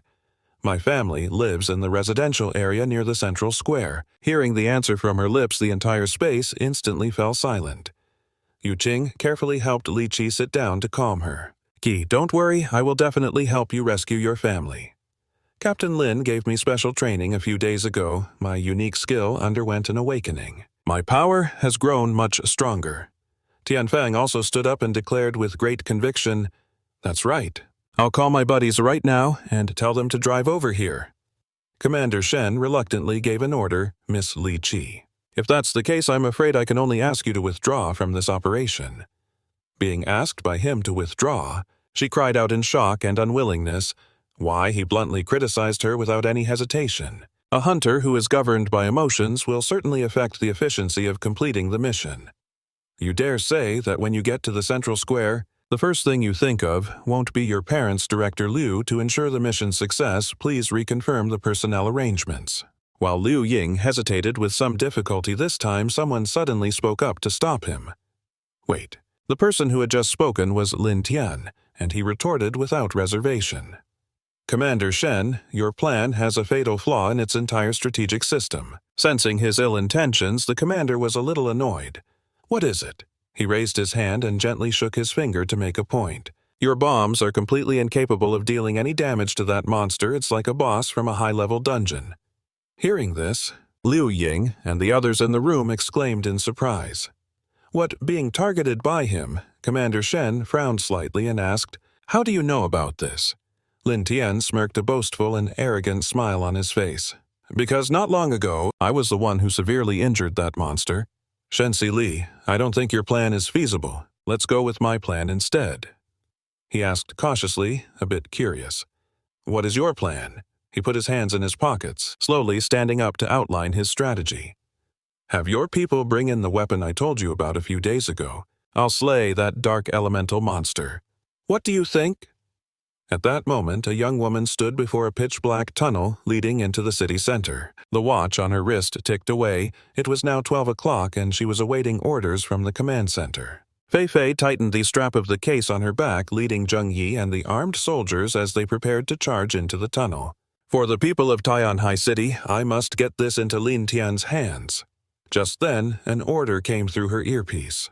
All units listen up. On behalf of the National Guild, we will commence the mission to subjugate the monster anomaly in Tianhai City. From the main headquarters, someone issued specific instructions. The operational route will begin at the Eastern Expressway entrance of Tianhai City, and the endpoint is the People's Square of Tianhai City. Commander Shen clasped his hands, his voice clear and distinct. The mission objective is to escort and transport a weapon. The combatants will be divided into 5 small teams, and no matter the cost, you must ensure the weapon is delivered safely to the People's Square. His eyes shone with determination for his people. On Fei Fei's side and with the other squads, everyone received their orders and began to move out. Dongqing responded, For the people. Inside the expressway tunnel leading to the city center, thousands of bat-like monster creatures flew out. The soldiers didn't hesitate, simultaneously attacking the swarm of bats with modern firearms. However, the sheer number of this was somewhat overwhelming. Not long after entering the dungeon-like tunnel, some were already bitten and injured by the bats. Terrified screams echoed through the dark tunnel. Fei Fei was also covered in scratches. She led the group to break through. Everyone charge forward with me, as a soldier. She refused to surrender to fate. It was a moment of personal awakening, her eyes filled with solemn resolve. She thought to herself, I must survive. In Tianhai City, the sky was filled with a monster swarm of bats. They smashed through glass, attempting to attack and drain the life force of the people trapped inside. But before they could successfully break in, they were struck and incinerated by a lightning skill as thick as a pillar. The hunter who acted was Lin Tian. He clicked his tongue as he attacked. If I'd known it would be this troublesome, I shouldn't have gone easy on them in the forest. Uting and Leng Yue followed closely behind. Captain Lin, wait for us. The bats in the city were countless, seemingly endless, and they swarmed to attack the two women. However empowered by their unique system, they weren't easy targets. Uting used her water dragon skill and Leng Yue coordinated perfectly with her frost ice hammer skill, the two successfully repelling a tough group of bats. The bats were turned into shattered blocks of ice on the ground. Looking at the countless bats that were still undefeated, Leng Yu's face paled with worry. Damn it, it's like a gate opened. Just how many of these things are in Tianhai City? Uting was also uneasy. I can sense that these bats have a skill for self-replication by absorbing life force. Leng Yue thought of a terrifying possibility. If that gate-like anomaly obscuring the sky isn't a dark cloud, I fear the number of bats will be a figure we can't even count. Uting agreed with her thought. If all these bats merge into a single entity, just how powerful would that monster become? As the two women fretted, Liam appeared behind them with a reassuring presence. Don't worry, that monster in the forest was no match for me. It won't be able to win out here either. What matters most right now is getting to the public square to rendezvous with Fiona and the rest of our guild. Meanwhile, Fiona's team had just made it through the highway tunnel leading into the city. They were exhausted and gasping for breath, each person bearing injuries of varying severity. A human voice echoed from within the dense swarm of bats overhead. You belong to me. Is that you, Kevin? His eyes held an unnatural glint. It was clear this was no longer the Kevin they once knew. He flashed a wicked smile. We meet again. Beautiful. Fiona frowned in displeasure. So it's you again, she demanded, staring at the strange version of Kevin before her. Is all this chaos in Tianhai City your doing? Do you have any idea how many innocent people have died because of you? Kevin couldn't care less, picking at his ear dismissively. I don't know, and I don't care that trash didn't deserve to live anyway. In fact, becoming nourishment for my system is an honor for them. Fiona was absolutely furious. She immediately leaped and aimed a powerful skill kick at his head. You bastard! But her attack had no effect on him. Instead, a sharp pain shot through her own leg. Fiona was shocked and alarmed. What the hell? A dark aura emanated from Kevin's entire body as his smile widened. My dear, a powerful hunter like you is like fine wine to an addict. He began to gather dark energy. He explained with mock kindness if you all hadn't desperately tried to break through the encirclement. Even devouring every person in Tianhai City would only restore half of my peak power. But now, just by consuming you all, I can return to my absolute prime after my awakening. Fiona flinched and stumbled backward. However, being too close, she was immediately immobilized by his power. Kevin's laughter echoed in her ear, just like that brat Kevin. Just be a good girl and become my sustenance. Suddenly, with a loud crash, a sharp pillar of ice erupted between Kevin and Fiona. It freed her from the dark energy's grip. Logan stepped forward, his sharp gaze filled with displeasure. My lady doesn't seem to like you very much, so I have no choice but to send you to hell. Fiona was taken aback by his boldness.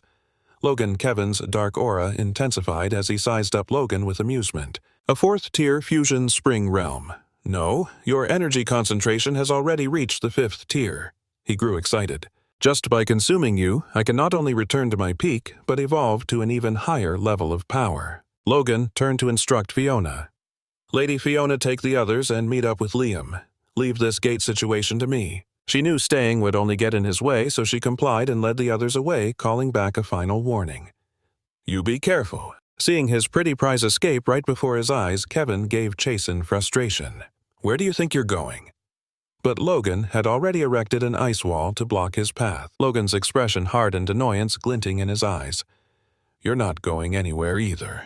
Fiona and the others made a clean escape. They no longer had to face a monster like Kevin, but the swarms of bats were still no easy foe. The guns in their hands never stopped firing. The bats were incredibly relentless, diving down to attack at the slightest opening. Fiona gritted her teeth, cursing under her breath. Damn it, there are just too many of these things from the dungeon.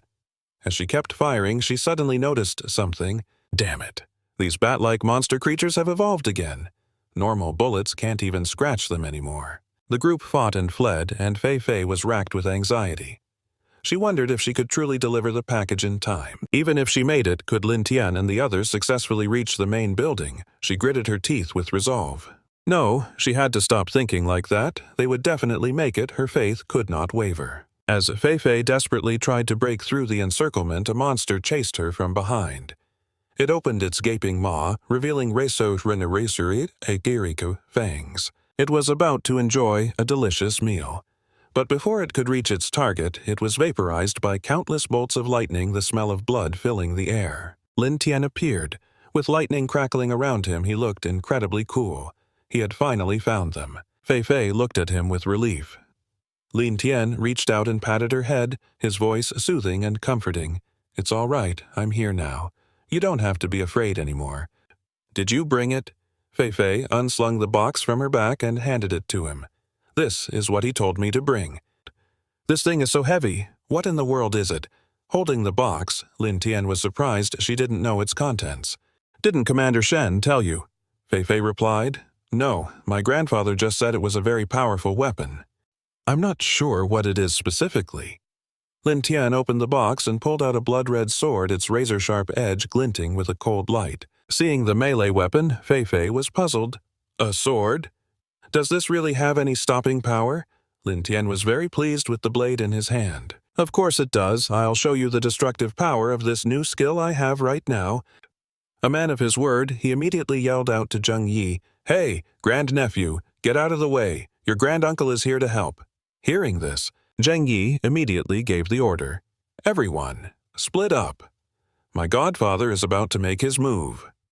High above the horde of monsters was no longer held. They swarmed directly towards Lin Tian. He calmly looked at the interface before him, a benefit of his hunter awakening, and pressed "Dinai, Bashanai Nine Free. Abasi Stilti. Demis Kadujani. Asinam Dain Miata Dam Tained." En masse. The aura around Lin Tian changed dramatically. The lightning bolts now crackled with black and red energy, combining with the red sword in his hand. It all exuded a demonic and dangerous power. He unleashed his new skill, Thunder Flame. The sword swung twice. It drew a devastating cross-shaped slash in the air. A massive explosion thundered in everyone's ears. Countless monsters were annihilated in an instant. Zheng Yi grinned with satisfaction. "So damn cool. My godfather is the best." Fei Fei's eyes sparkled. She was filled with awe and longing for such power. She asked, "Lin Tian, you're so amazing. Can you teach me that skill?" Lin Tian sheathed his sword, turning to her with a smile. "I could. But to get this kind of effect, you'd probably need to train until you're at least a rank 4 hunter." Looking around, he did a quick head count. "Is this everyone? Did the others all get killed?" Fei Fei suddenly remembered. "That's right, Lei Nuo and Jiang Yu are still fighting Lin Tian. Can you go save them?" Hearing the name Jiang Yu, Lin Tian was a bit startled. Jiang Yu, wasn't he swallowed whole by that dark monster that came from the gate? Could he have been revived under the same gloomy sky in another corner of the city? Lei Na was unleashing powerful ice attacks. His barrage of ice froze the monsters swarming between him and Jiang Yu. Jiang Yu, however, hadn't lifted a finger. He just stood there with his arms crossed, a smirk on his face. "Your power is impressive, but your mana will eventually run out." He commanded the monsters to attack, boasting smugly. "But my monster horde is endless, a gift from the first dungeon we cleared for the guild." The bat monster swarm swooped down on their frozen brethren, seemingly to save them. But then Reno noticed something unusual. He gritted his teeth. They were not trying to save their kind, but were devouring the remaining mana. He calmly assessed the situation, noting how the world system allowed for such a grim evolution. Some of the bats had already achieved their third awakening. The monster swarm was growing, and Reno no longer had the strength to attack. He created an ice shield just for defense, a last resort for a cornered hunter. The bats grew stronger, and with their overwhelming numbers, they quickly cracked his thick ice shield. With a loud crash, the shield shattered, and the swarm that poured from the gate descended. What Reno was knocked back several feet. Struggling to stay on his feet, he clutched his injured arm. his brow furrowed in exhaustion as he grimaced and planned his next move. "This is getting a little troublesome." Kang Yu laughed arrogantly. "Keeping your distance like that, is this the best a hunter from your guild can do? Are you scared?" Not to be outdone, Reno gathered his power, channeling his energy into a powerful skill, piercing frost. A long, sharp ice arrow shot forward like a blur. Its target was Kang Yu in the air. He smirked with satisfaction as if a delicious meal was about to be served right to him. As the arrow drew near, Kang Yu used the dark energy surrounding him to seize control of the icy projectile, stopping it from advancing another inch. Reno was shocked. "What?" Kang Yu laughed loudly, a truly villainous smile on his face. "Ha ha ha ha! I knew you'd be flustered, all this potent mana. I won't be polite about taking it." The arrow was quickly absorbed. Reno cursed angrily. "Damn it, is this guy using my mana to fuel his own awakening?" Kang Yu completed his transformation. He held out his hand to pronounce a death sentence on his opponent. "To thank you for helping me reach my peak, I've decided to give you an easy end." A blast of dark energy shot straight at Reno. He no longer had the strength to dodge. He could only close his eyes, his heart filled with regret for Faye. "I am sorry, Lady Faye." However, in that hair-raising moment, a figure appeared in front of him. Liam Reno, grateful to the man famous for clearing any dungeon, recognized his savior. He shouted a warning, "Get out of the way. That is a full-power attack from a fourth-stage being. You cannot stop it." Contrary to his prediction, Liam casually swatted Kang Yu's attack aside. The dark energy slammed into the ground. A deafening explosion echoed out. Reno was speechless, looking around in disbelief. Only then did Liam turn his head and ask innocently, "Huh? What did you just say?" Reno clutched his injured arm and asked about Faye. "Liam, is Lady Faye safe?" Liam replied nonchalantly, "Oh, do not worry. She is with Luna and the others fighting off this annoying monster swarm." After speaking, Liam instructed, "You should go meet up with them. I will take care of this thing and then find you all to discuss our next plan." Reno was exhausted and had to follow his instructions. "All right." After his comrade left, Liam looked at the monster-controlled Kang Yu and asked grimly, "So we meet again? This time before I kill you. Can you tell me who or what you are?" Kang Yu laughed loudly, his expression eerily demonic. "What are you talking about, Liam? It is me, Kang Yu. Do you not recognize me?" Liam shook his head. "If you are not going to talk, then so be it." He gripped the hilt of the blade on his back, preparing to attack. "Do not be afraid. This will be over quickly." Floating in the sky, Kang Yu arrogantly tilted his chin up and sneered. "Liam, do you still think I am the same weakling I was before?" He gathered a large sphere of energy and launched it at Liam. "Let me show you my true peak power. You are not going to dodge." And he calmly asked, "Is that all you've got?" Liam unleashed a powerful sword. Skill, a blazing red arc of light that powerfully deflected his energy sphere. The sword's light even had enough residual power to shoot towards Kaden, who panicked, but it was too late to dodge. The blade's light, like a spatial rift, swallowed Kaden's body whole, devouring the nearby bat monster flock as well. Suddenly, the swarm of bats hastily departed. They flew up towards the dark clouds high above. Liam watched them go, his sharp gaze tinged with suspicion. This same scene was unfolding everywhere as swarms of bats from all over the city flew away en masse. It was as if they had received a summons from that dark cloud. Yvette was surprised. "What is happening?" Luna couldn't hide her anxiety, her brows furrowed tightly together. "Yvette, can you also sense the energy from that dark cloud?" Yvette replied. "Yes. These mutated bat monsters seem to have received some kind of order. They're all moving toward that dark cloud." Phoebe stared at the device she was holding in her hand, unable to believe it. "You've got to be kidding. How is this possible?" Yvette noticed her unusual emotional state and quickly asked Phoebe what's wrong. Phoebe's face went pale as she shared the information based on the readings from the device. That thing in the sky could be a legendary supermutant monster. The two girls standing beside her were simultaneously stunned. Phoebe explained the system has several threat levels. The lowest is the anomaly level, which indicates minor irregularities with minimal impact on the environment and people usually not requiring a hunter to be dispatched. Next is the disturbance level. An anomaly, or monster that poses a mild threat to ordinary people capable of causing small-scale disturbances or panic, is typically handled quickly by a low-ranked hunter. Then there's the danger level. a monster or event with significant destructive power, capable of opposing a major threat to a town or a large crowd. This usually requires a coordinated response from a mid-ranked hunter team from a guild.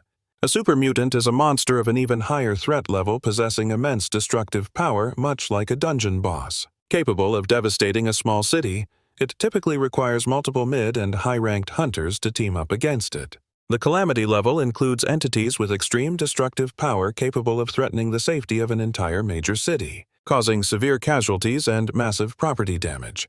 It requires top-tier hunters or elite squads, the best of the awakening, to intervene. The cataclysm level can cause a nationwide disaster powerful enough to annihilate a country's entire defense force. Only a handful of the most powerful hunters can stand against it, requiring a full-scale coordinated military deployment to even face it. Finally, there's the extinction level, the highest threat level representing a global survival crisis that could directly lead to the destruction of human civilization. It would require the mobilization of every top-tier hunter and every major guild, along with the entire allied defense system, to fight back with all their... The situation had spiraled out of control, and Phoebe could only pray silently that Liam, the top hunter, absolutely had to survive. As a high-ranking officer, she made a decisive call. Luna, contact Director Liu immediately and tell them to dispatch every available hunter. I'm calling my grandfather. We cannot let Liam face that kind of monster alone. Luna cooperated immediately. Got it. Inside the command headquarters, everyone was desperately trying to contact the combat team. Captain Fan, please respond. Captain Fan. The communications officer cursed in frustration. Damn it! My comm signal is completely dead. I can't get a connection. This swarm of bats seems to be jamming all signals. Commander-in-Chief Shen Dan rested his chin on his hand, lost in deep thought. Did Fifi and her team escape safely? Just then, the monitoring system picked up something unusual on the screen. An observer shouted, "Everyone look, that swarm of monster bats seems to be converging in a single direction." Watching the flight path of the swarm on the monitor, everyone was bewildered and confused. "What's happening? Captain Lee?" The communications officer grabbed his radio and called out repeatedly. "Captain Fan, I read you. Are you still alive?" The personnel in the monitoring guild headquarters announced loudly. Team 2's communication signal is restored. Captain Lee, after that monster swarm departed, the comms signal is back. We can finally contact the Vanguard Hunter team. Captain Lee immediately tried to gather intel. Captain Fan, what's your status report immediately? From the other end of the radio, Captain Fan's voice crackled through. We were ambushed by a massive swarm of monsters roughly D rank in power. Just moments ago, for some unknown reason, the entire swarm of monsters took to the sky and departed.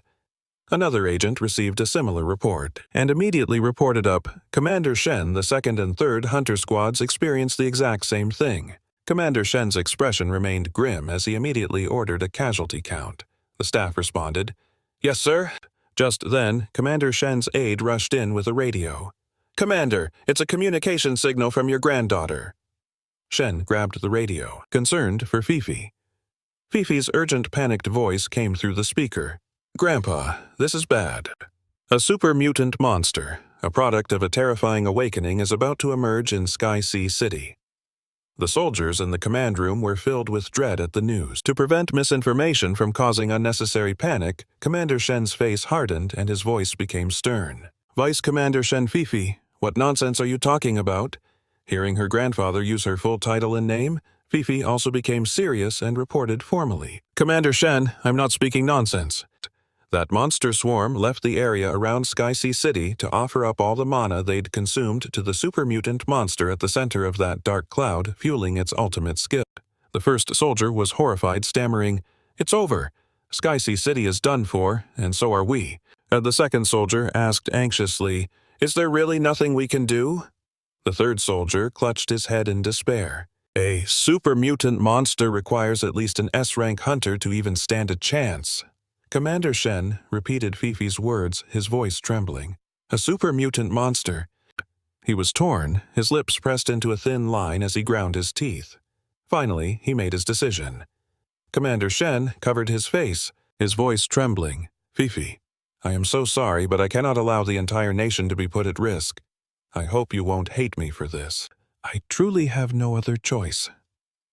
Understanding her grandfather's decision, Fifi gave a comforting laugh. I know.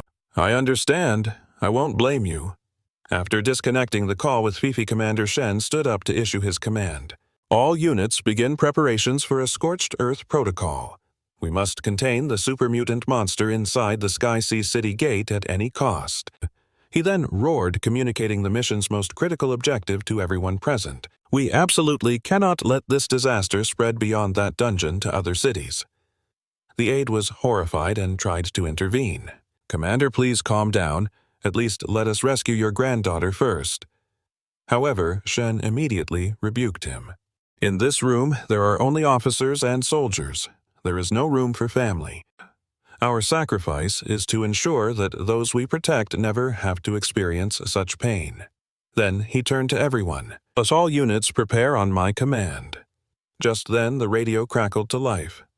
Hello, hello, can anyone hear me? The voice on the other end of the radio seemed unfamiliar with how to use it. How in the world do you turn this thing on? Hey, hey, hey. Hearing the familiar voice, Commander Shen was so surprised he forgot the order he was about to give. Lin Tian, you're still alive. Inside the city, Lin Tian stood under the colossal black cloud, holding a radio without a hint of worry. Commander Shen, I haven't even had the chance to flirt with your granddaughter yet, and you're already wishing I was dead. I'm just saying your granddaughter might start to hate you for that. After a couple of jokes, he got to the main point. Stop the bombing. I'll handle this S-rank monster that emerged from the gate. The military personnel in the command room used to dealing with the top Shannon Gilded teams were stunned to hear this. What you'll handle it, one representative stepped forward to question him. Can you really do that? That is an S-rank monster we are talking about in the radio. Lin Tian's annoyed voice came through. Nonsense. Otherwise, why would I be wasting time arguing with you people? Looking at the dark monarch who had appeared amidst the black clouds and was preparing his descent, he told Commander Shen, if you want Sky Sea City and your granddaughter to be safe, then give me your full support. The assistant seemed hesitant. Commander Shen had no other choice but to place his trust in this powerful hunter. He agreed. All right, Lin Tian. What kind of support do you need from us? By now, the Dark Monarch had appeared in his most complete form. He wore a wicked smile, but Lin Tian's voice remained steady and calm. There's only one thing I need your help with. He slung his sword over his shoulder, a confident smirk on his face, and stated his demand. Anything destroyed in this battle, you guys are responsible for the compensation. The Dark Monarch thought to himself with great pleasure. This is the spiritual energy of the real world. It feels amazing to be alive. Not only have I successfully revived, but I have also evolved into a being that has reached the 5th level of the Martial Spring realm. The smile on his lips grew even wider with, I can feel it. I am now an invincible existence here. With that thought, he spoke out to taunt him. You must regret not killing me back in that dungeon, human. Immediately after, he launched a dark creature, a bat, straight at Lin Tian. Seeing the dark creature, he laughed in satisfaction. But his celebration did not last long. Suddenly, the smile on the Dark Monarch's face froze. He was not the only one surprised. The people in the control room were also in disbelief. How is that possible? A bolt of lightning descended from the heavens, tearing the dark bat creature in two. Although Lin Tian made no move to attack, that lightning bolt was a manifestation of his power. It was a new skill from his unique system. The people inside the control room watched in astonishment, exclaiming, is that the legendary lightning attribute? It is terrifying. A person with an ability like that, a power gained from an awakening, is definitely a monster in their own right.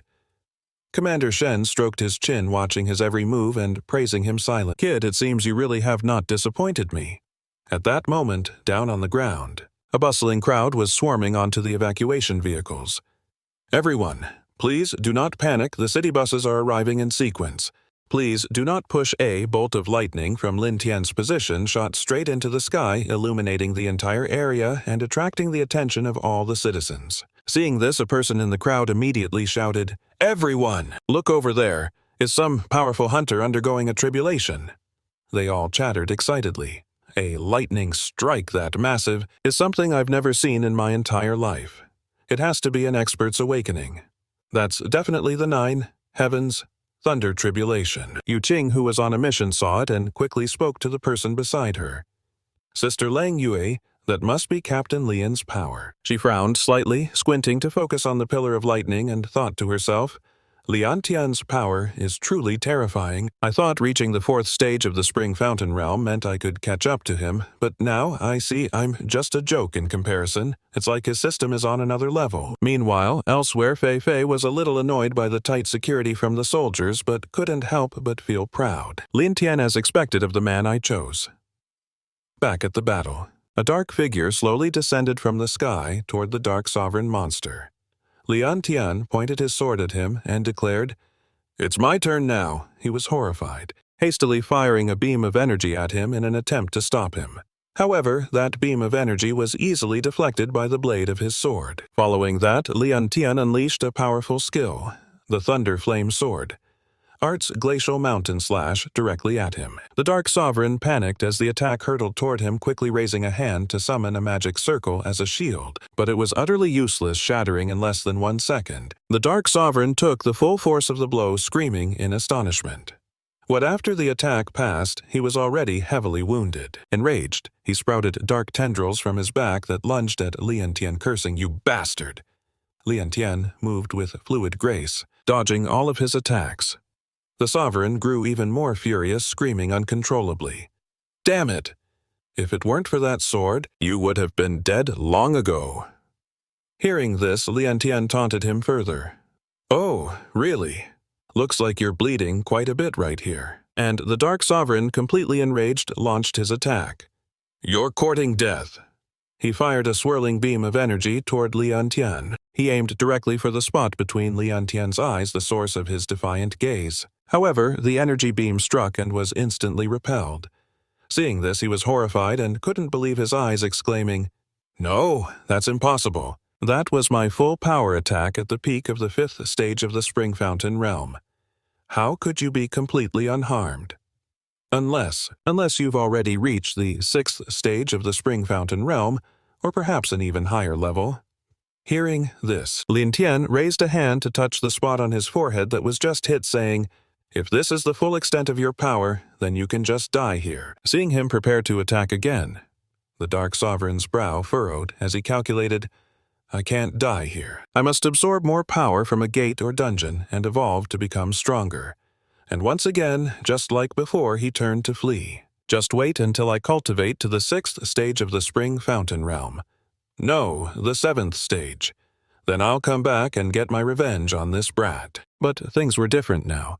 Lian Tian locked onto his target. "I won't let you escape this time." With that, he began to gather the power of the Thunder Flame Sword art at the tip of his blade, seeing the immense energy he was accumulating. The Sovereign was shaken, gritting his teeth as he tried desperately to flee. But it was too late. Lian Tian launched the attack, piercing straight through the Dark Sovereign's body and officially ending him. He let out a desperate, heaven-shaking scream. "No, no." After that final shrill cry, the Dark Sovereign, along with the attack that struck him, disintegrated into a cloud of ash that scattered into the void. The people in the control room cheered with success. "We've destroyed the super-mutated monster that came through the gate. Tianhai City is saved. Tianhai City is saved. This thunderflame is the dawn of Tianhai City. No, this is the dawn for all of humanity." The commander-in-chief immediately stood up to assign post-war duties. Everyone immediately began arranging rescue work, making sure every victim received timely medical care, especially any injured hunter. They joyfully and quickly responded to him. "Yes, sir." A few days passed and we find ourselves at Lin Tian's house. Liu Ying sat in the living room chatting with him. "Lin Tian, we were fortunate to have you during this crisis in Tianhai City. The military and the Hunter Guild are planning to give you some rewards. Is there anything you want?" Hearing this, he immediately sat up straight, leaned closer to him, and said, "I actually have a very important request. I'm counting on you to help me." Liu Ying listened attentively to his request and then spoke. He pointed towards the 3 girls having a roundtable discussion over there and proposed, "Can you get these people out of here quickly? My house is already small as it is." Lin Tian was so furious he was practically breathing fire, complaining, "They come here every day, making it impossible for me to live a normal life. And another thing, those 2 are a bad influence on Uting, don't you see?" Hearing this, Liu Ying stroked his chin thoughtfully. "Leng Yu can't leave, which means Shen Fei Fei can't leave either. If they aren't leaving, then it doesn't matter if Su Uting goes or not. After a moment of thought, he finally understood what the boy truly wanted. Ah, I see you're asking me to get you a bigger mansion, right? And just like that, they were on completely different pages. A deal based on a complete misunderstanding was struck. Lin Tian, that's a simple matter. Leave it to me. I'll make sure you're completely satisfied. Another beautiful morning dawned, and atop a tall skyscraper a small meeting was underway. Next up is the main agenda for our meeting today. The chairman pointed to an image of the young man on the screen and got straight to the point.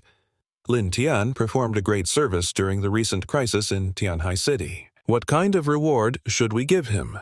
One of the attendees immediately voiced his opinion. I think we should give him resources to accelerate his awakening and help him become our nation's top-ranked hero, just like the national heroes in Western countries. The man and the person beside him chimed in with the same idea. That's right, we should also promote him into a celebrity. Exactly, a heroic figure like this could encourage more young people to unlock their own unique system and become fighters. However, another man with a more stern and serious demeanor quickly refuted their idea. A celebrity. Are you kidding? Lin Tian isn't just the hero of Tianhai City, he's a prodigy whose every skill is a treasure for our entire Xia nation. I believe he should join the military's high command and be put in charge of training our military soldiers to clear any future dungeon outbreaks. Commander-in-Chief Shen seemed to agree with this opinion and asked for other ideas. Are there any other suggestions? Just then, someone entered and interrupted their meeting. I object. The person who had just appeared was Han Xiaofeng, and seeing him they exclaimed in surprise, Commander Han, why are you here? Commander Shen wondered, a hint of worry in his heart. Xiaofeng, why is he back? Could it be? With a serious expression and without any greeting, he began to probe. Commander, I heard from my subordinates that you already went to present the rewards to that young hunter team. Hearing this, Commander Shen rested his clasped hands on the table and replied, Commander Han, what do you mean by that? Having posed his desired question, he didn't hesitate to state his purpose. My point is that a kid who relied on dumb luck to defeat a monster is not qualified to receive a medal. His opinion was immediately met with opposition from the others. Commander Han, that's going too far. Lin Tian's ability to close the gate that threatened Tianhai City wasn't just based on luck. That's right. The entire Tianhai City dungeon raid was recorded this time, but using his authority, Xiaofeng shot them a contemptuous look and lectured in a low voice, Is this any place for two pieces of low-level hunter trash like you to speak? A hand quickly tapped the table, cutting through the tension. Commander Shen calmly explained to him, Commander Han, a fifth realm Yongquan monster cannot be defeated by luck alone, it requires an incredible skill. I understand your doubts about Lin Tian, but Lin Tian's status within the guild is not for you to decide. Seeing the commander's resolve, Xiaofeng reluctantly sat down. So you're really insistent on giving him that medal? Fine, I can't stop you, but I will never acknowledge him. Immediately after, Commander Shen resumed his role as chairman and asked for other opinions. The meeting continued. Does anyone have any ideas? A hunter like Lin Tian didn't help us for fame and fortune. What he wants isn't a high position in the guild or public attention. He was met with only silence as no one else had any suggestions. Seeing they were getting nowhere, he turned to Liu Ying. Old Liu, do you have any ideas? He had been waiting for this very moment and smiled to himself. You guys clearly don't have a good relationship with Brother Lin Tian. At a critical moment like this, it's up to me, only I, Liu Ying, know what a hunter who just had a major awakening truly needs right now. Having composed himself, he cleared his throat and began to present his idea. A few days ago, I met with Lin Tian and asked him what he needed, and he made one thing very clear to me. The others in the meeting looked on expectantly, ready to praise him. Oh, old Liu, you always come through. Don't keep us in suspense. Old Liu, just tell us. The ever-wise Liu Ying began his tale. Quoting Lin Tian verbatim, he recalled the image of the boy shouting furiously in his mind's eye. Those people come here every day, making it impossible for me to live a normal life. What's more, those two are teaching Shu Yuqing. Don't you see? And from that, he processed the data like a system and drew a conclusion leading to his proposal for today's meeting. Therefore, Lin Tian wants a bigger house so he can live with Ling Yue and the others without it feeling so cramped. Hearing Liu Ying's eloquent theory, the others seemed convinced and immediately agreed. So that's what it was. How could we not have thought of that? Exactly the most basic support for a top-tier hunter like proper living quarters was completely overlooked. Only Commander Shen, alone, grimly realized the true meaning behind the boy's words. He thought to himself, what Lin Tian actually meant was that he wanted Ling Yue. However, it seems that girl Fei Fei also has feelings for Lin Tian. Oh well, forget it. Might as well go all in on this mistake. After making this decision, he cleared his throat with a slight cough and began to speak. Since it's come to this, everyone, please see if there are any suitable villas or large apartments in Sky Sea City. Hyun Fong, who had been silent until now, chimed in as if on cue. Stop looking. I know of a perfectly suitable villa hearing that you were kind enough to suggest a residence. The person next to him was a bit taken aback. Wasn't Commander Han just opposing this a moment ago? Why the sudden change of heart? Commander-in-Chief Shen seemed to understand which place he was talking about and exclaimed, "Oh, that villa." Hyun Fong gave a dangerous smile and introduced the location, the Green Lake Manor on Red Sun Road in the seaside city.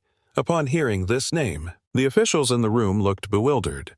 Hasn't Seaside City been quarantined since that mysterious Yao Gate appeared?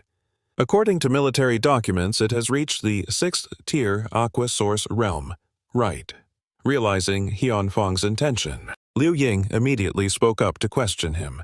Commander Han, my hunter guild, has never offended you. Why are you trying to make things difficult for Lin Tian? The purpose of today's meeting is to reward Lin Tian, not to give him a new mission. Hyun Fong casually adopted a challenging posture. I just think that if he can't even clear out that villa, then he doesn't deserve the reward. And of course these words struck a nerve with Commander-in-Chief Shen, causing his expression to turn serious. Commander Han, are you questioning my decision? Hyun Fong, not backing down directly, confronted him in response. I wouldn't dare. I just want to personally see if the hunter you all speak of is truly worthy of his title. A while later at Lin Tian's home, an apologetic voice was heard as a stack of documents was presented. My brother, Lin Tian. I'm sorry. Liu Ying awkwardly scratched his head at his confusion. This time you went through a life-and-death struggle, and the military originally wanted to give you a proper reward, but someone stirred up trouble, and the result is that this stack of papers contains your property deed. Property owner Lin Tian. Property location details: Green Lake Manor, Red Sun Road, Seaside City. Seeing it, he was so shocked he was speechless.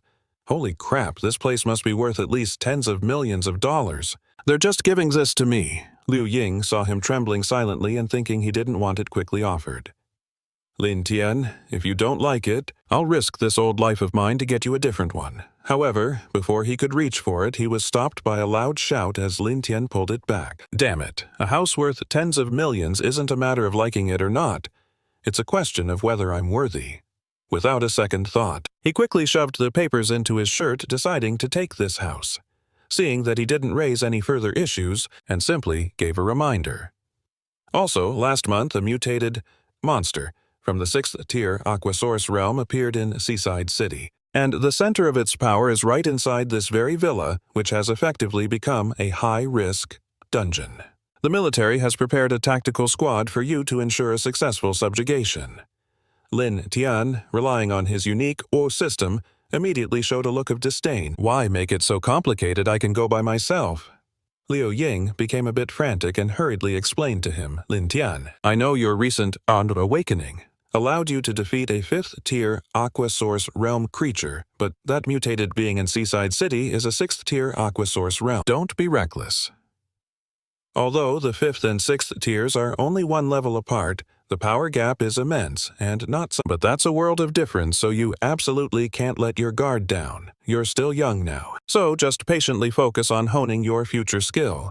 Not wanting to let the man ramble on, he cut him off bluntly. I know. He raised a hand to pick his nose, his expression clearly revealing. But now my awakening has reached the fountain sight rank. Upon hearing this, Liu Ying was so shocked his jaw dropped and he yelled, What? Meanwhile, on the highway a car was speeding along filled with the sound of conversation. Boss, what's the background of this kid that our hunter guild wants us to cooperate with him? Lieutenant Li continued with contempt, speaking to Commander Han. Besides that, Green Lake Manor, our brothers from the barracks have been fighting at that gate for 2 weeks with no progress. Can a kid who just became an adult really do it? He replied with a serious tone. Can he do it or not? We'll see for ourselves when he demonstrates his abilities later. I hope he didn't just get ridiculously lucky, otherwise the monster inside Green Lake Manor will make sure he doesn't return alive. Hearing these words, he agreed the boss is right. The incident in Seaside City was surely just a fluke for that kid. Otherwise, why wouldn't that kid dare to show up in person at the military's commendation ceremony? In my opinion, that kid is definitely a coward. Spurred on by his subordinate's words, Commander Han grew even more arrogant. These hot-headed youngsters need elders like us to frequently put them in their place. Right at that moment, Secretary Chen, sitting behind him, leaned forward, adjusted her glasses, and reminded him, Commander Han, please don't let personal feelings lead to the failure of the military's reclaiming the territory of Seaside City must be accomplished no matter the cost. Feeling her implicit reprimand, he said in a cold, annoyed tone, I don't need you to teach me how to do my job. A while later, the car pulled up in front of a luxurious villa where someone had been waiting for them for a long time. Secretary Chen walked over to the young man, shaking his hand in greeting. Hello, Lin Tian. I'm Secretary Chen from the Seaside City Mayor's office. He also replied politely, Hello. She then gestured toward Commander Han and Lieutenant Li to introduce them. These two are Commander Han and Lieutenant Li, in charge of handling the mutated monster threats in Seaside City. The moment she finished, the commander approached him to ask, Are you the one whose system registered the kill on the Fifth Realm Fountain monster in Seaside City? He nodded slightly and asked in return. What about it? Commander Han said with a deadpan expression, sizing him up. Nothing. I just thought you'd be like the men in my barracks. A tough fighter, not some pretty boy.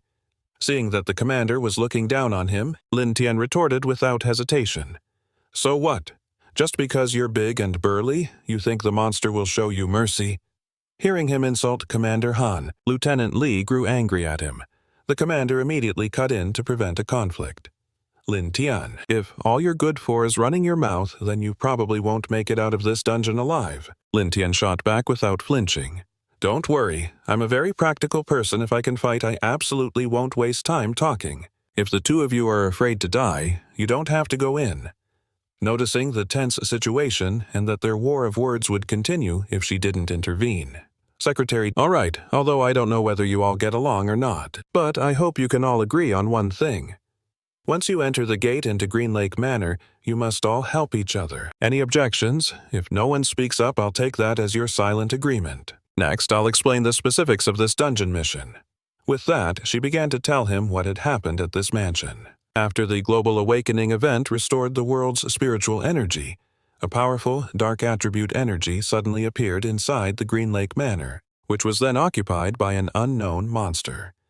According to the energy sensor data, the mutated monster inside the Green Lake Manor is at least at the 5th level of the Yongquan realm. After civilian casualties in the coastal city reached 68, we successfully contained the monster that emerged from a gate inside Green Lake Manor. That's all I can tell you. The rest is up to your hunter team. You must be extremely careful on this mission. As soon as she finished, he immediately turned and pushed the door open to enter. If you're done talking, let's go. Seeing his bold action, Lieutenant Li exclaimed in shock, Boss, is this kid crazy? He just charged in without even discussing a battle plan. Commander Feng urgently followed. Let's go. Don't let that kid get away. Leo just continued straight ahead. As he walked, he opened his system interface. Another dark attribute monster. That's the third one I've encountered in just a few short days. The last mission I completed rewarded me with a new attribute slot for a skill. Should I choose the dark attribute, or should I go with the light attribute? The more he thought, the more he frowned, struggling to decide. In my past life, I never had this kind of power, so I don't really understand the light and dark attributes. Which one should I choose? To protect my future guild members like Ling Yue from a similar situation, I'll try the light attribute. Hopefully it comes with a healing skill. Just as he finished making his selection, Commander Feng and the loudmouthed Lieutenant Li caught up. Hey, you just recklessly charged in without any battle plan. Does that mean you've already figured something out? He calmly replied. Making a battle plan based on imagination without even going inside to see is meaningless. Just as the lieutenant was getting angry at his attitude, Are you even reliable? When suddenly Commander Feng noticed something and shouted in alarm, Watch out! A mutated monster hound suddenly charged toward them. He quickly pushed Lieutenant Li aside and threw a punch to stop it. The hound was knocked back several feet by his punch. Commander Feng, protecting Lieutenant Li behind him, asked, "Are you okay?" "I'm fine." He cautiously expressed his thanks. "Thanks, boss." On the surface he seemed fine, but Lieutenant Li's face was pale with fear. "The power of this monster on the manor's outskirts is already higher than mine. So what does that mean for what's inside the manor?" While he was lost in thought, Commander Feng charged forward again, shouting a warning. "Both of you be careful. This mutated dog is already at the 4th level of the Yongquan realm." And with that, he officially engaged the 4th-level mutated hound in combat. Lieutenant Li watched from the side, filled with admiration. As expected of the boss, he can actually fight on par with this mutated dog. After a flurry of punches, he landed a solid kick to the hound's face. The hound was heavily injured by the kick, its mouth covered in blood, but because he had put so much force into it, he was now exhausted and panting heavily. Watching the fight from a distance, Leo spoke up, sounding bored. "Commander, are you done playing around yet?" "Can we proceed into the manor now?" Xiao Yili asked in a chiding tone, seeing his hesitation. "What do you know? This particular monster hound has already reached the 4th stage of the Yongquan realm. Do you really think?" But before he could finish his warning, he reached for the sword on his back, drew it, and with a single downward slash unleashed a powerful sword skill. The single strike shot toward the monster hound, cleanly finishing it in an instant, witnessing this display. Hu Feng was so astonished his jaw dropped. The young hunter then turned with a cool flare and walked on, leaving the two of them behind. "I'm heading inside first. You two can take your time out here." Hu Feng's mind was reeling with utter disbelief. A single slash from him had split the monster I was struggling against into 2 pieces. This meant, Xiao Yili, also realizing he was not a simple hunter, cautiously asked his boss, "Did we just pick a fight with someone we can't afford to cross?" Without a second thought, the commander urgently prodded him. "Go apologize to our brother Lam Thien immediately. A hunter of his caliber is someone we absolutely cannot afford to offend." By this time, Lam Thien, he gazed at the completely empty scene before him, a sense of unease creeping in as he thought to himself, "This is wrong." 68 people died. So why isn't there a single body in this manor? Just as he was pondering this mystery, Hu Feng came running up. He immediately called out to him, "Commander Han, I need to ask you something." The commander was now listening more attentively than ever. "Lam Thien, please ask away." Without wasting any time, he got straight to the point. "Did your men enter this place and move any of the bodies?" The commander answered slowly and honestly, hiding nothing. "We did not. It took everything we had just to contain the monster population on the manor grounds. We never managed to push this deep into this cursed gate." "Then what's going on?" Lam Thien asked, gesturing to the empty hall with a puzzled expression. "If you're telling the truth, then I'm afraid the lead monster in this villa is likely far beyond the 5th stage of the Yongquan realm." Inside the lavish and opulent mansion, a puzzled Hu Feng posed a question. "Is it possible the monster just ate all the bodies?" Lam Thien immediately shot that idea down. "That type of monster prefers to devour spiritual energy, not our physical bodies." With that said, he glanced at the two of them as a warning. "In any case, be careful, we'll split up to search the area." Hu Feng, remembering the display from earlier, was now completely on board and ready to follow his lead. "Brother Lam Thien, we'll follow your orders as if you were our guildmaster." Hearing this, he didn't hesitate and immediately assigned the roles. "All right, I'll take the upper floors. You two check the basement." The commander, now full of trust, quickly agreed. "Understood." The soles of his high-quality boots tapped rhythmically on each step as he ascended the staircase.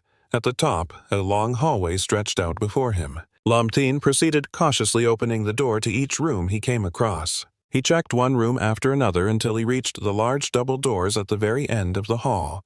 Stepping inside to assess the situation, he thought to himself, "This is wrong. Even if a monster devoured the flesh, it should have at least left the bones behind. Right.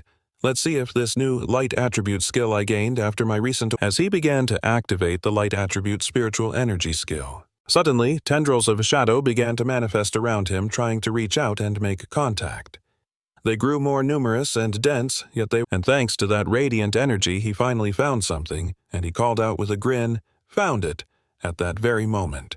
Deep in the basement below, Lieutenant Li and Xiao Feng stepped into a disquieting wine cellar that felt like a hidden dungeon. "Boss?" "Doesn't this place feel off?" he gently reminded him. "Stay alert. A true hunter must be ready to fight at any moment." Naturally, Lieutenant Lee was quick to respond. "Yes, sir." The moment he spoke, something huge leaped right over their heads. A massive shadow leaped past them. Seeing the monster, Xiaofeng and Lieutenant Lee cried out in utter shock. "What is that?" That enormous creature landed with a thunderous crash right near them. The moment it touched down, the two tensed up, raising their guard, because before them stood a lizard-like monster with a skull-like head drooling with hunger. Without another moment's hesitation, the two of them charged forward. Xiaofeng yelled, "Lee, let's attack it together!" Lieutenant Lee quickly responded, "Yes, boss." Seeing them charge, the monster let out a foul breath. It then unleashed a powerful skill, swiping its claws forward in a flurry of attacks. Xiaofeng threw a powerful punch, intercepting the 3 claw strikes. Even though he managed to block the attack, his arms trembled uncontrollably. "This beast is incredibly strong." Lieutenant Lee quickly charged in, using a skill from his wind system Gale Fist to strike it from behind. "Go to hell." And he poured all his strength into a punch aimed at the monster's torso, but it didn't even leave a scratch. He exclaimed in disbelief, "How is that possible? Its hide is way too thick." In that moment of distraction, the monster suddenly spun around, its jaws wide open, and lunged at him. Xiaofeng rushed forward completely unarmed and yelled, "You won't lay a claw on my brother." Before he could reach it, the monster whipped its tail, striking him squarely in the chest. The force of the single tail whip sent Xiaofeng flying into the wine racks behind him. He clutched his chest, letting out a pained groan. Seeing this, Lieutenant Lee cried out in alarm, "Boss!" Blinded by rage, he lost all reason and charged forward recklessly, yelling, "I'll kill you, you damned beast!" Xiaofeng, panicked, yelled to stop him. "Li, no!" At that exact moment, a familiar pillar of lightning struck down from the ceiling, piercing the monster and finishing it off. Lieutenant Lee froze, staring blankly up at the ceiling. Lin Tian peered down through the hole he had just made, looking down at the two of them. "What are you two playing at?" he quipped. "You can't even take down one low-level monster." Xiaofeng clutched his bruised chest and struggled to his feet, asking curiously, "Lin Tian, you killed the Green Lake Manor monster with a single strike. Just what level has your awakening reached?" He landed lightly in front of them and corrected him. "What are you talking about? We haven't even seen the real monster yet." Hearing this, Xiaofeng repeated with a hint of doubt, "But that was the Green Lake Manor monster." Lin Tian sighed. "No, that's not it. It was just a dark projection, likely from a creature that came through a gate. It's too complicated to explain. It's better if I just show you." As he spoke, he activated his light-based power, shining like a brilliant star. "Now I will show you the true world." The two men were blinded by the brilliant aura he radiated. When the light subsided, a terrifying scene appeared before them. It was like the inside of a high-rank gate, a sight no guild had ever reported. Witnessing it, Xiaofeng was left utterly speechless. Before them were the same type of monster that had just attacked him and Lieutenant Lee. They were viciously tearing apart the corpses of the soldiers on the ground.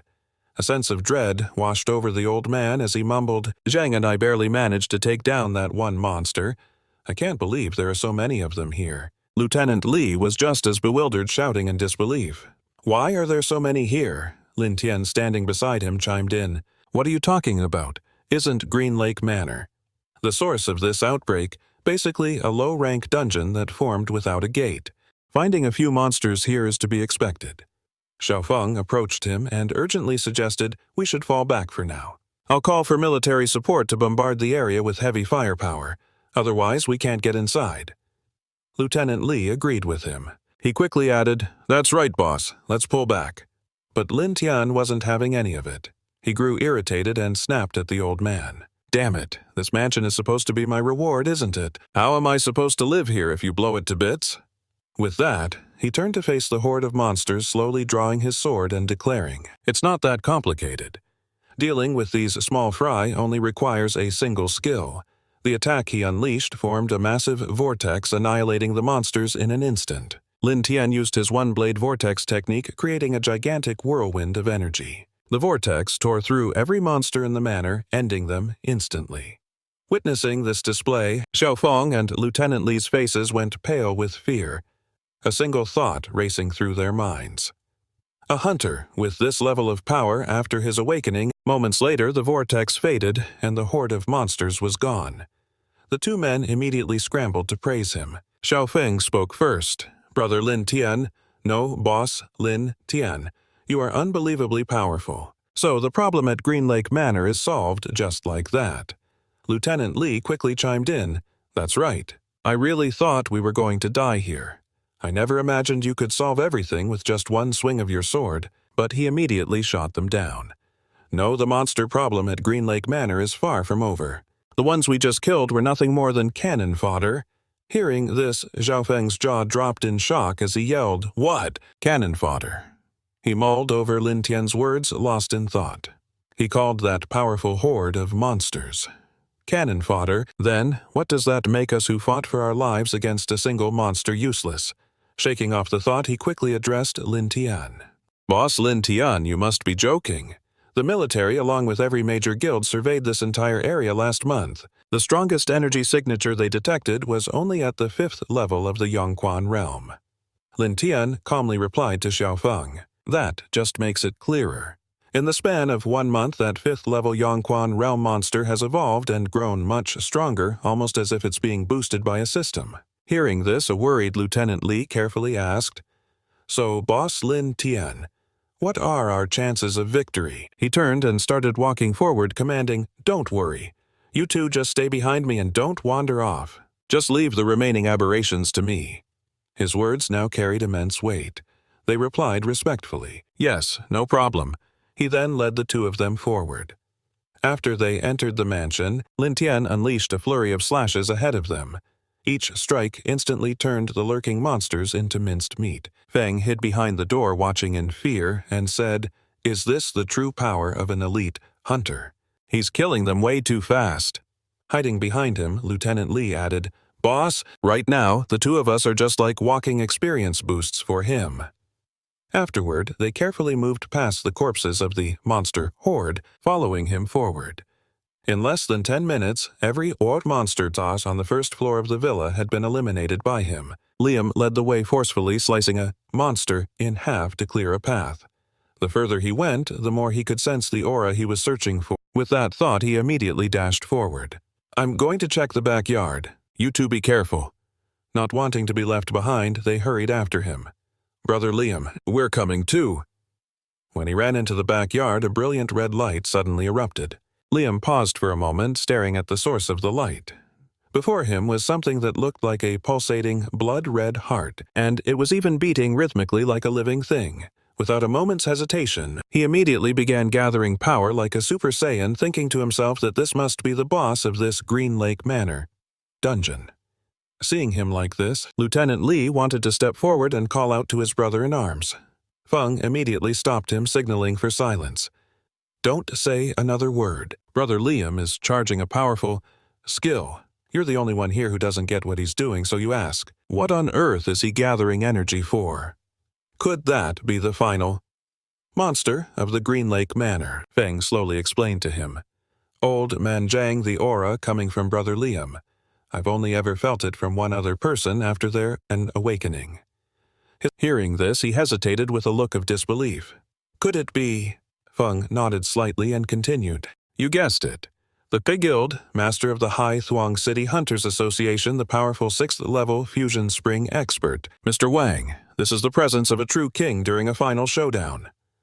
Just as he finished speaking, a strange leg suddenly emerged from the heart. Liam quickly unleashed his lightning flame slash skill towards the heart. However, a bird-like foot easily caught his attack and shattered it.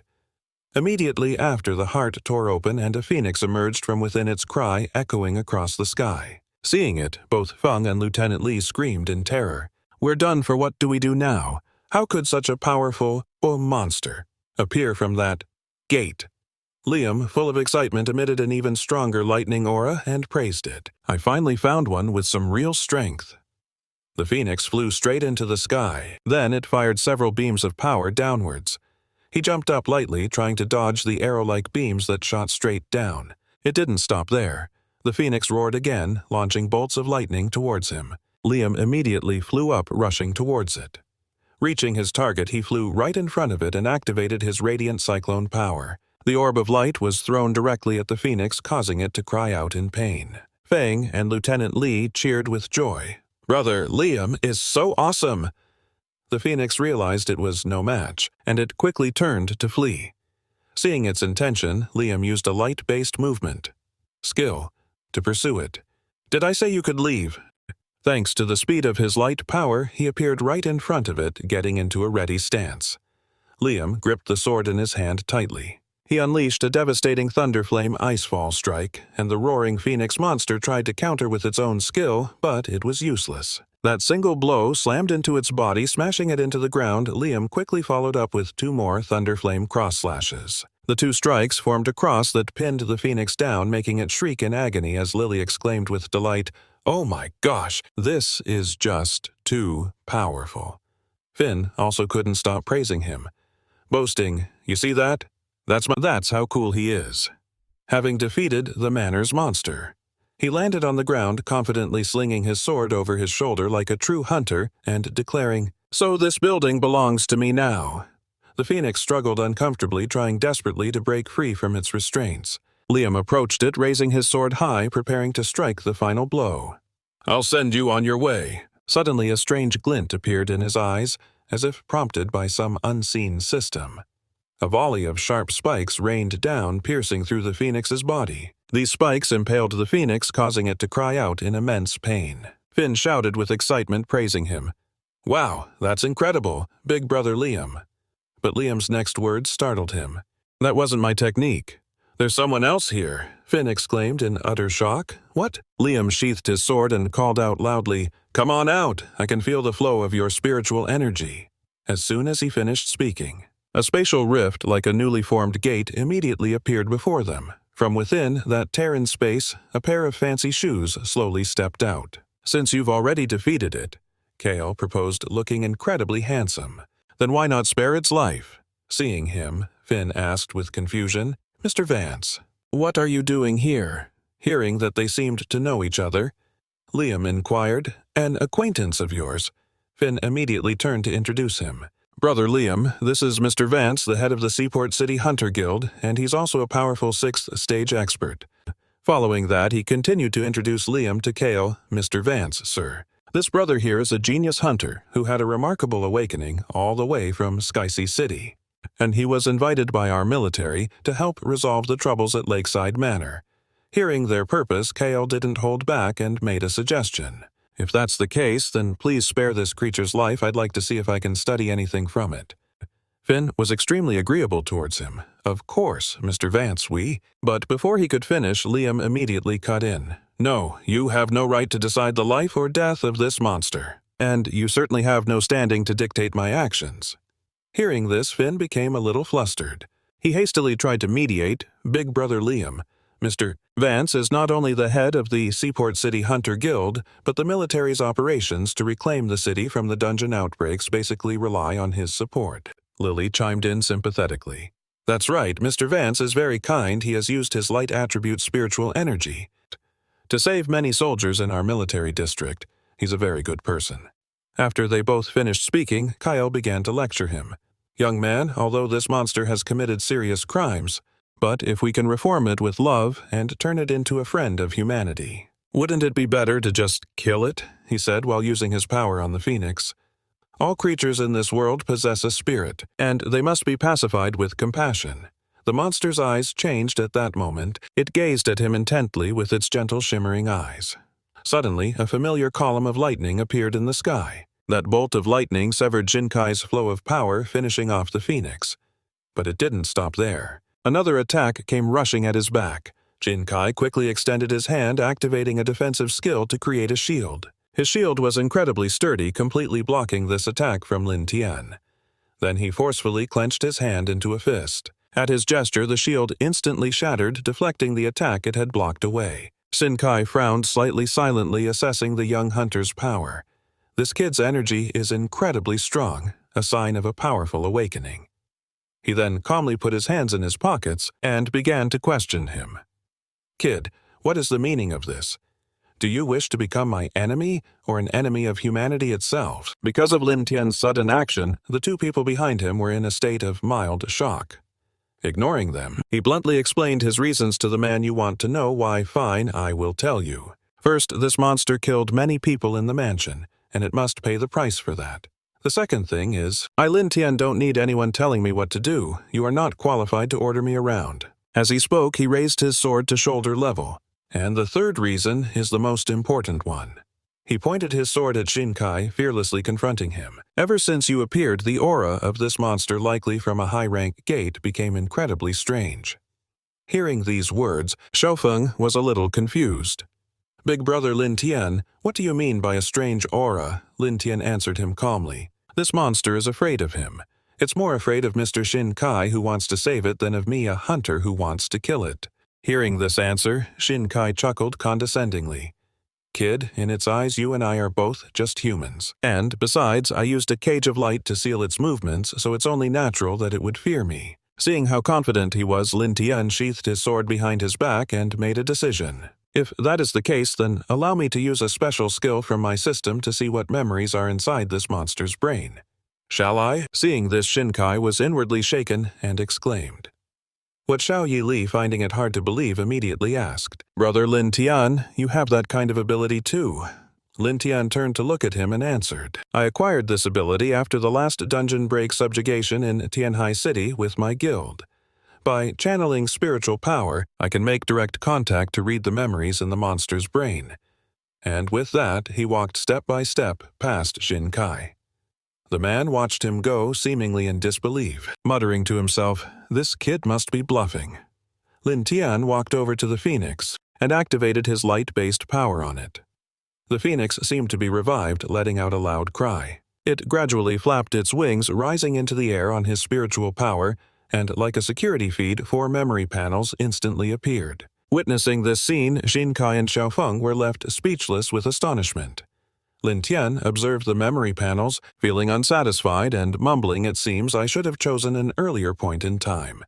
The method of infusing the aura must have happened right then. Tan Kai, realizing the situation was spiraling, immediately unleashed a lightning skill towards him to stop him from digging any deeper. Seeing this move, the young man smirked, thinking you've taken the bait. Lam Tian spun around, drawing his sword to counter the attack and shouting, Bring it on!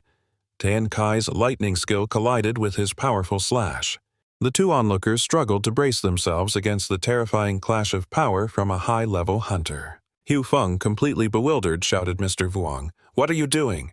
At this point, the man no longer concealed his true nature. He officially revealed the dangerous power from his awakening and declared, Since you've all found me out, I have no choice but to send you to your grave. Lam Tian stood before Vuang Tan Kai, sword in hand. Mr. Vuang, this giant bird monster, you've been raising it in this mansion, haven't you? Hu Feng was stunned, not understanding what was Brother Lam Tian. What nonsense are you spouting, Lieutenant? Lai agreed. That's right, Brother Lam Tian. Mr. Vuang even led our brothers from the military guild to hunt this beast. Lam Tian stuck to his point. So how is it that this monster is still alive for me to find it now, Hu? Feng replied, Well, perhaps the last hunt didn't go deep enough into the nearby dungeon. Lam Tian retorted, Do you even believe what you're saying, Mr. Vuang? This monster started trembling the moment you appeared. It looks like you've done many things that would make any beast cower before its master. Vuang Tan Kai smirked. Lam Tian, you're very clever, but don't you know that clever people don't live long? Hu Feng was in utter shock. What could what Brother Lam Tian said be true? With that, Vuang Tan Ki began to explain. It's true. I've been raising this monster in the mansion using spiritual energy, but I need to correct one thing. I'm not raising it to harm humanity, but to protect it from the threats beyond the gate. Hearing this, both Commander Han and Lieutenant Lai became enraged. Vuang Tan Kai, you bastard! Do you have any idea what it took to reclaim High City? How many of our brothers we lost to Tan Kai remained incredibly smug about his achievement. Their deaths were meaningful. They helped this monster evolve from its initial 3rd-tier Brave Spring Realm to its current peak 6th-tier Brave Spring Realm. Lieutenant Lai trembled with anger. So you used the lives of our soldiers as an experiment. Tan Kai said you low-class people could never understand the thoughts of someone on a higher level like me. I'm raising this beast not just to use it to eliminate other monsters, reducing human casualties, but also to study its evolution, to find a way for each human hunter to better adapt to this world of resurgent spiritual energy. This monster is now completely under my control. I've said all I need to say. Now it's time to send you on your way. With that, Vuang Ton Kai activated a skill with 2 fingers and a surge of power manifested aiming straight for Lam Thien. The system announced the detection of powerful light attribute energy. Absorb. Lam Thien grinned smugly. Is there really such a good deal? Of course I'll absorb it. Then, Lam Thien raised both hands and absorbed Tan Kai's abundant power. Meanwhile, Hu Fong and Lieutenant Lai panicked thinking he was hit by Tan Kai's attack and rushed to help their brother Lam Thien. Kael paid no mind, focusing his attention on the 2 remaining targets. Symbols immediately appeared beneath Finn and Leo's feet. He smirked wickedly and said, "Now, let me savor your agonizing screams from this painful new skill." Arrows shot up from below, piercing straight through their bodies. Finn and Leo screamed in agony. Kael admired his spectacular attack, proclaiming to himself, "This is the price you pay for daring to offend me, Kael, a top hunter in my guild." Meanwhile, Liam was still absorbing his power. The CULTIVATION system reported lightning element is now level 2, 251 out of 1000. Fire element is level 2, 336 out of 1000. Light element has jumped from level 1, 150 all the way to 999 out of 1000. Following that, the light element reached level 2, going from 0 to 325. Liam was pleased. This trip was truly worth it. Not only did he get a free house, but his power also leaped to a new level after that. Awakening. Liam flew up from behind. He launched a combined fire and lightning attack at Kyle, successfully rescuing Finn and Leo. Finn looked up at the sky. "Big brother Liam, thank you for saving us." Liam replied, "What are you waiting for? Let's end this quickly."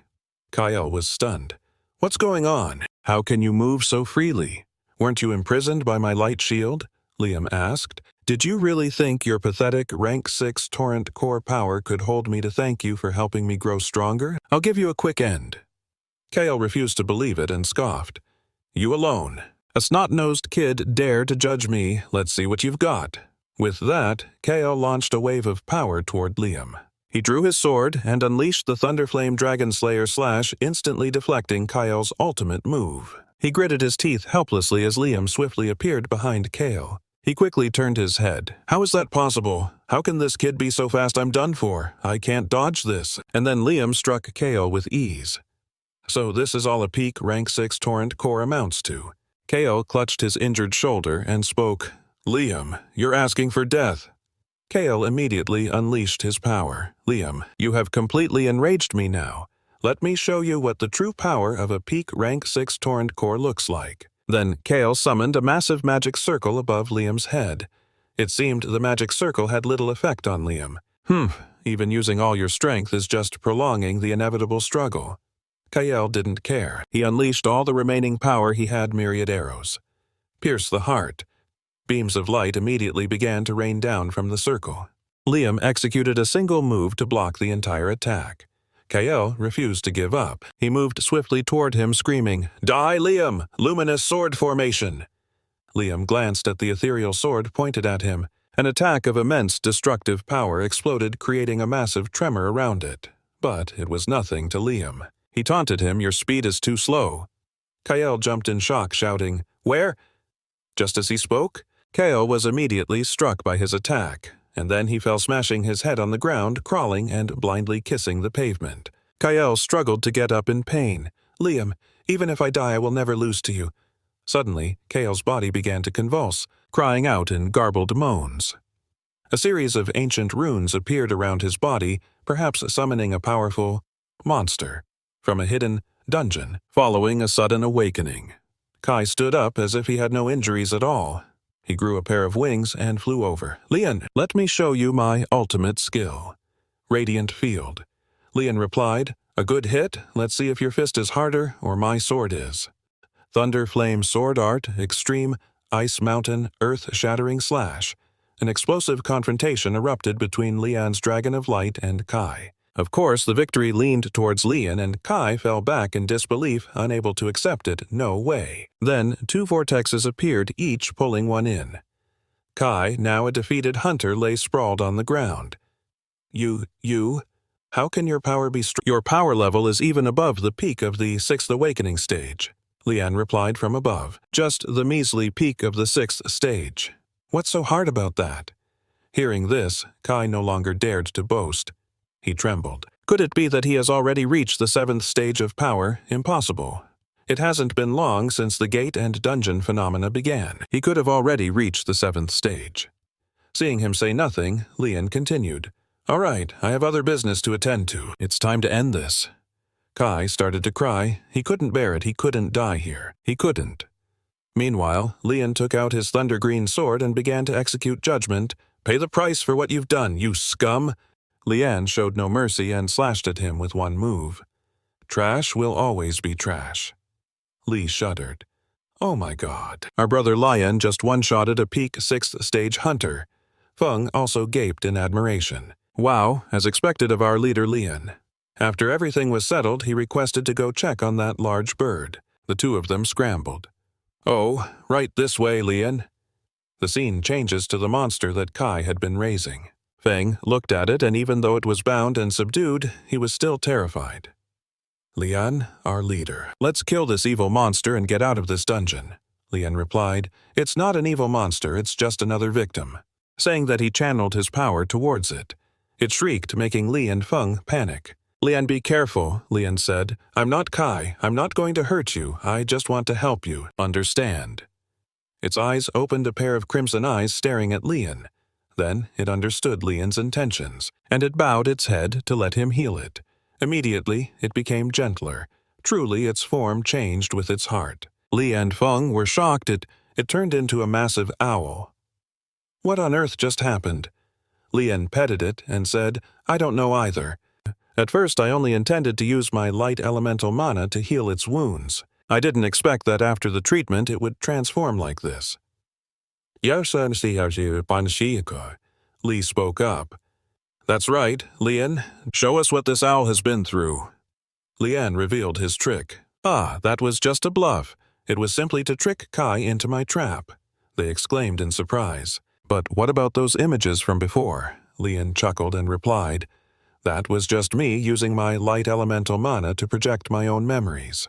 Luckily he fell for it, otherwise I really wouldn't have known what to do then. All right, everything is settled now. Let's report back to the guild. Later, I'll have to find a contractor to see how much it'll cost to repair this house. Seeing him turn to leave, the two of them were still in disbelief. Wait, hold on. Lian, are you planning to keep that owl as a pet? Liam said. I've never thought about raising a pet monster before. But this little guy is well behaved, so it wouldn't be bad to have him around the house. Or maybe your military unit can raise it. Commander Phoenix immediately refused the offer. No way, the military's budget is limited. Besides, this is a spirit beast you worked so hard to rescue from that dungeon. How could we possibly be qualified to raise it? It's better if you take it. Following a top-tier hunter like you would surely be much more comfortable than being under military supervision. Liam saw his hesitation. Do you really need to be so worried? I'm genuinely trying to negotiate with you. Phoenix replied softly, Big brother Liam, please stop joking with me. How could we dare to take your spirit beast? Then Liam proposed a deal. How about this?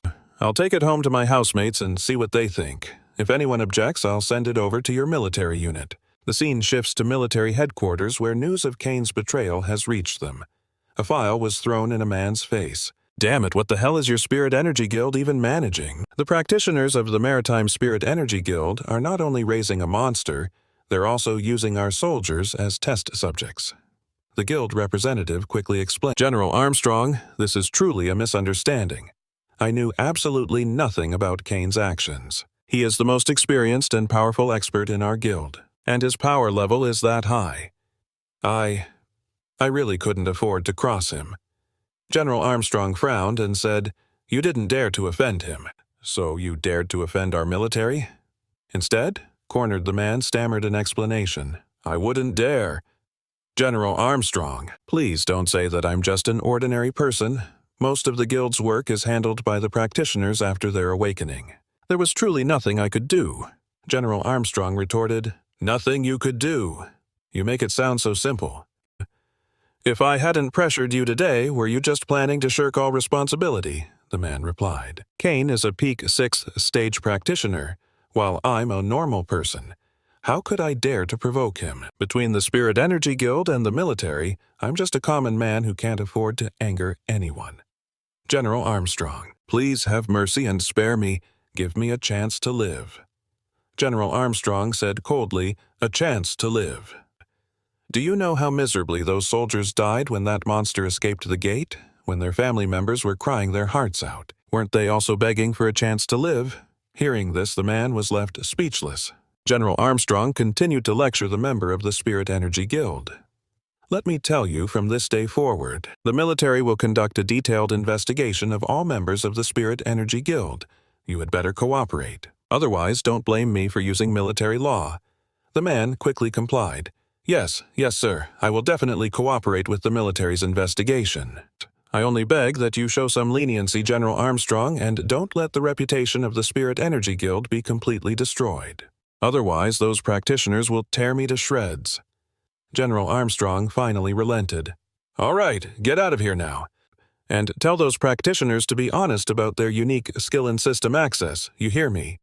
The man hastily bowed at a 90-degree angle and replied, yes, sir.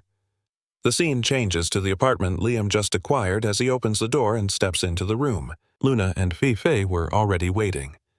Are you all right, honey? You're back. Liam watched them and thought to himself, is this what having a family feels like? It feels so good. To keep living like this, Liam knew his hunter skills had to become even stronger. A family with 2 loving partners really does look happy. Seeing him lost in thought for so long, Fei asked, why are you zoning out like that? Liam replied. Everything's been taken care of, and I even brought a pet back for you 2 from the last dungeon I cleared. Luna asked in confusion, a pet. As he finished speaking, Liam used a new skill to summon it, and an owl landed on his head. The 2 of them looked at it with loving eyes. Oh my God, it's so adorable, it's way too cute, and it's a little owl. Where did you get this owl? It's just so lovely. Liam replied, I found him near a newly opened gate in the mutated residential zone. Luna reached out to touch it. To think it could survive in a place like that, a creature's will to live must be incredibly strong.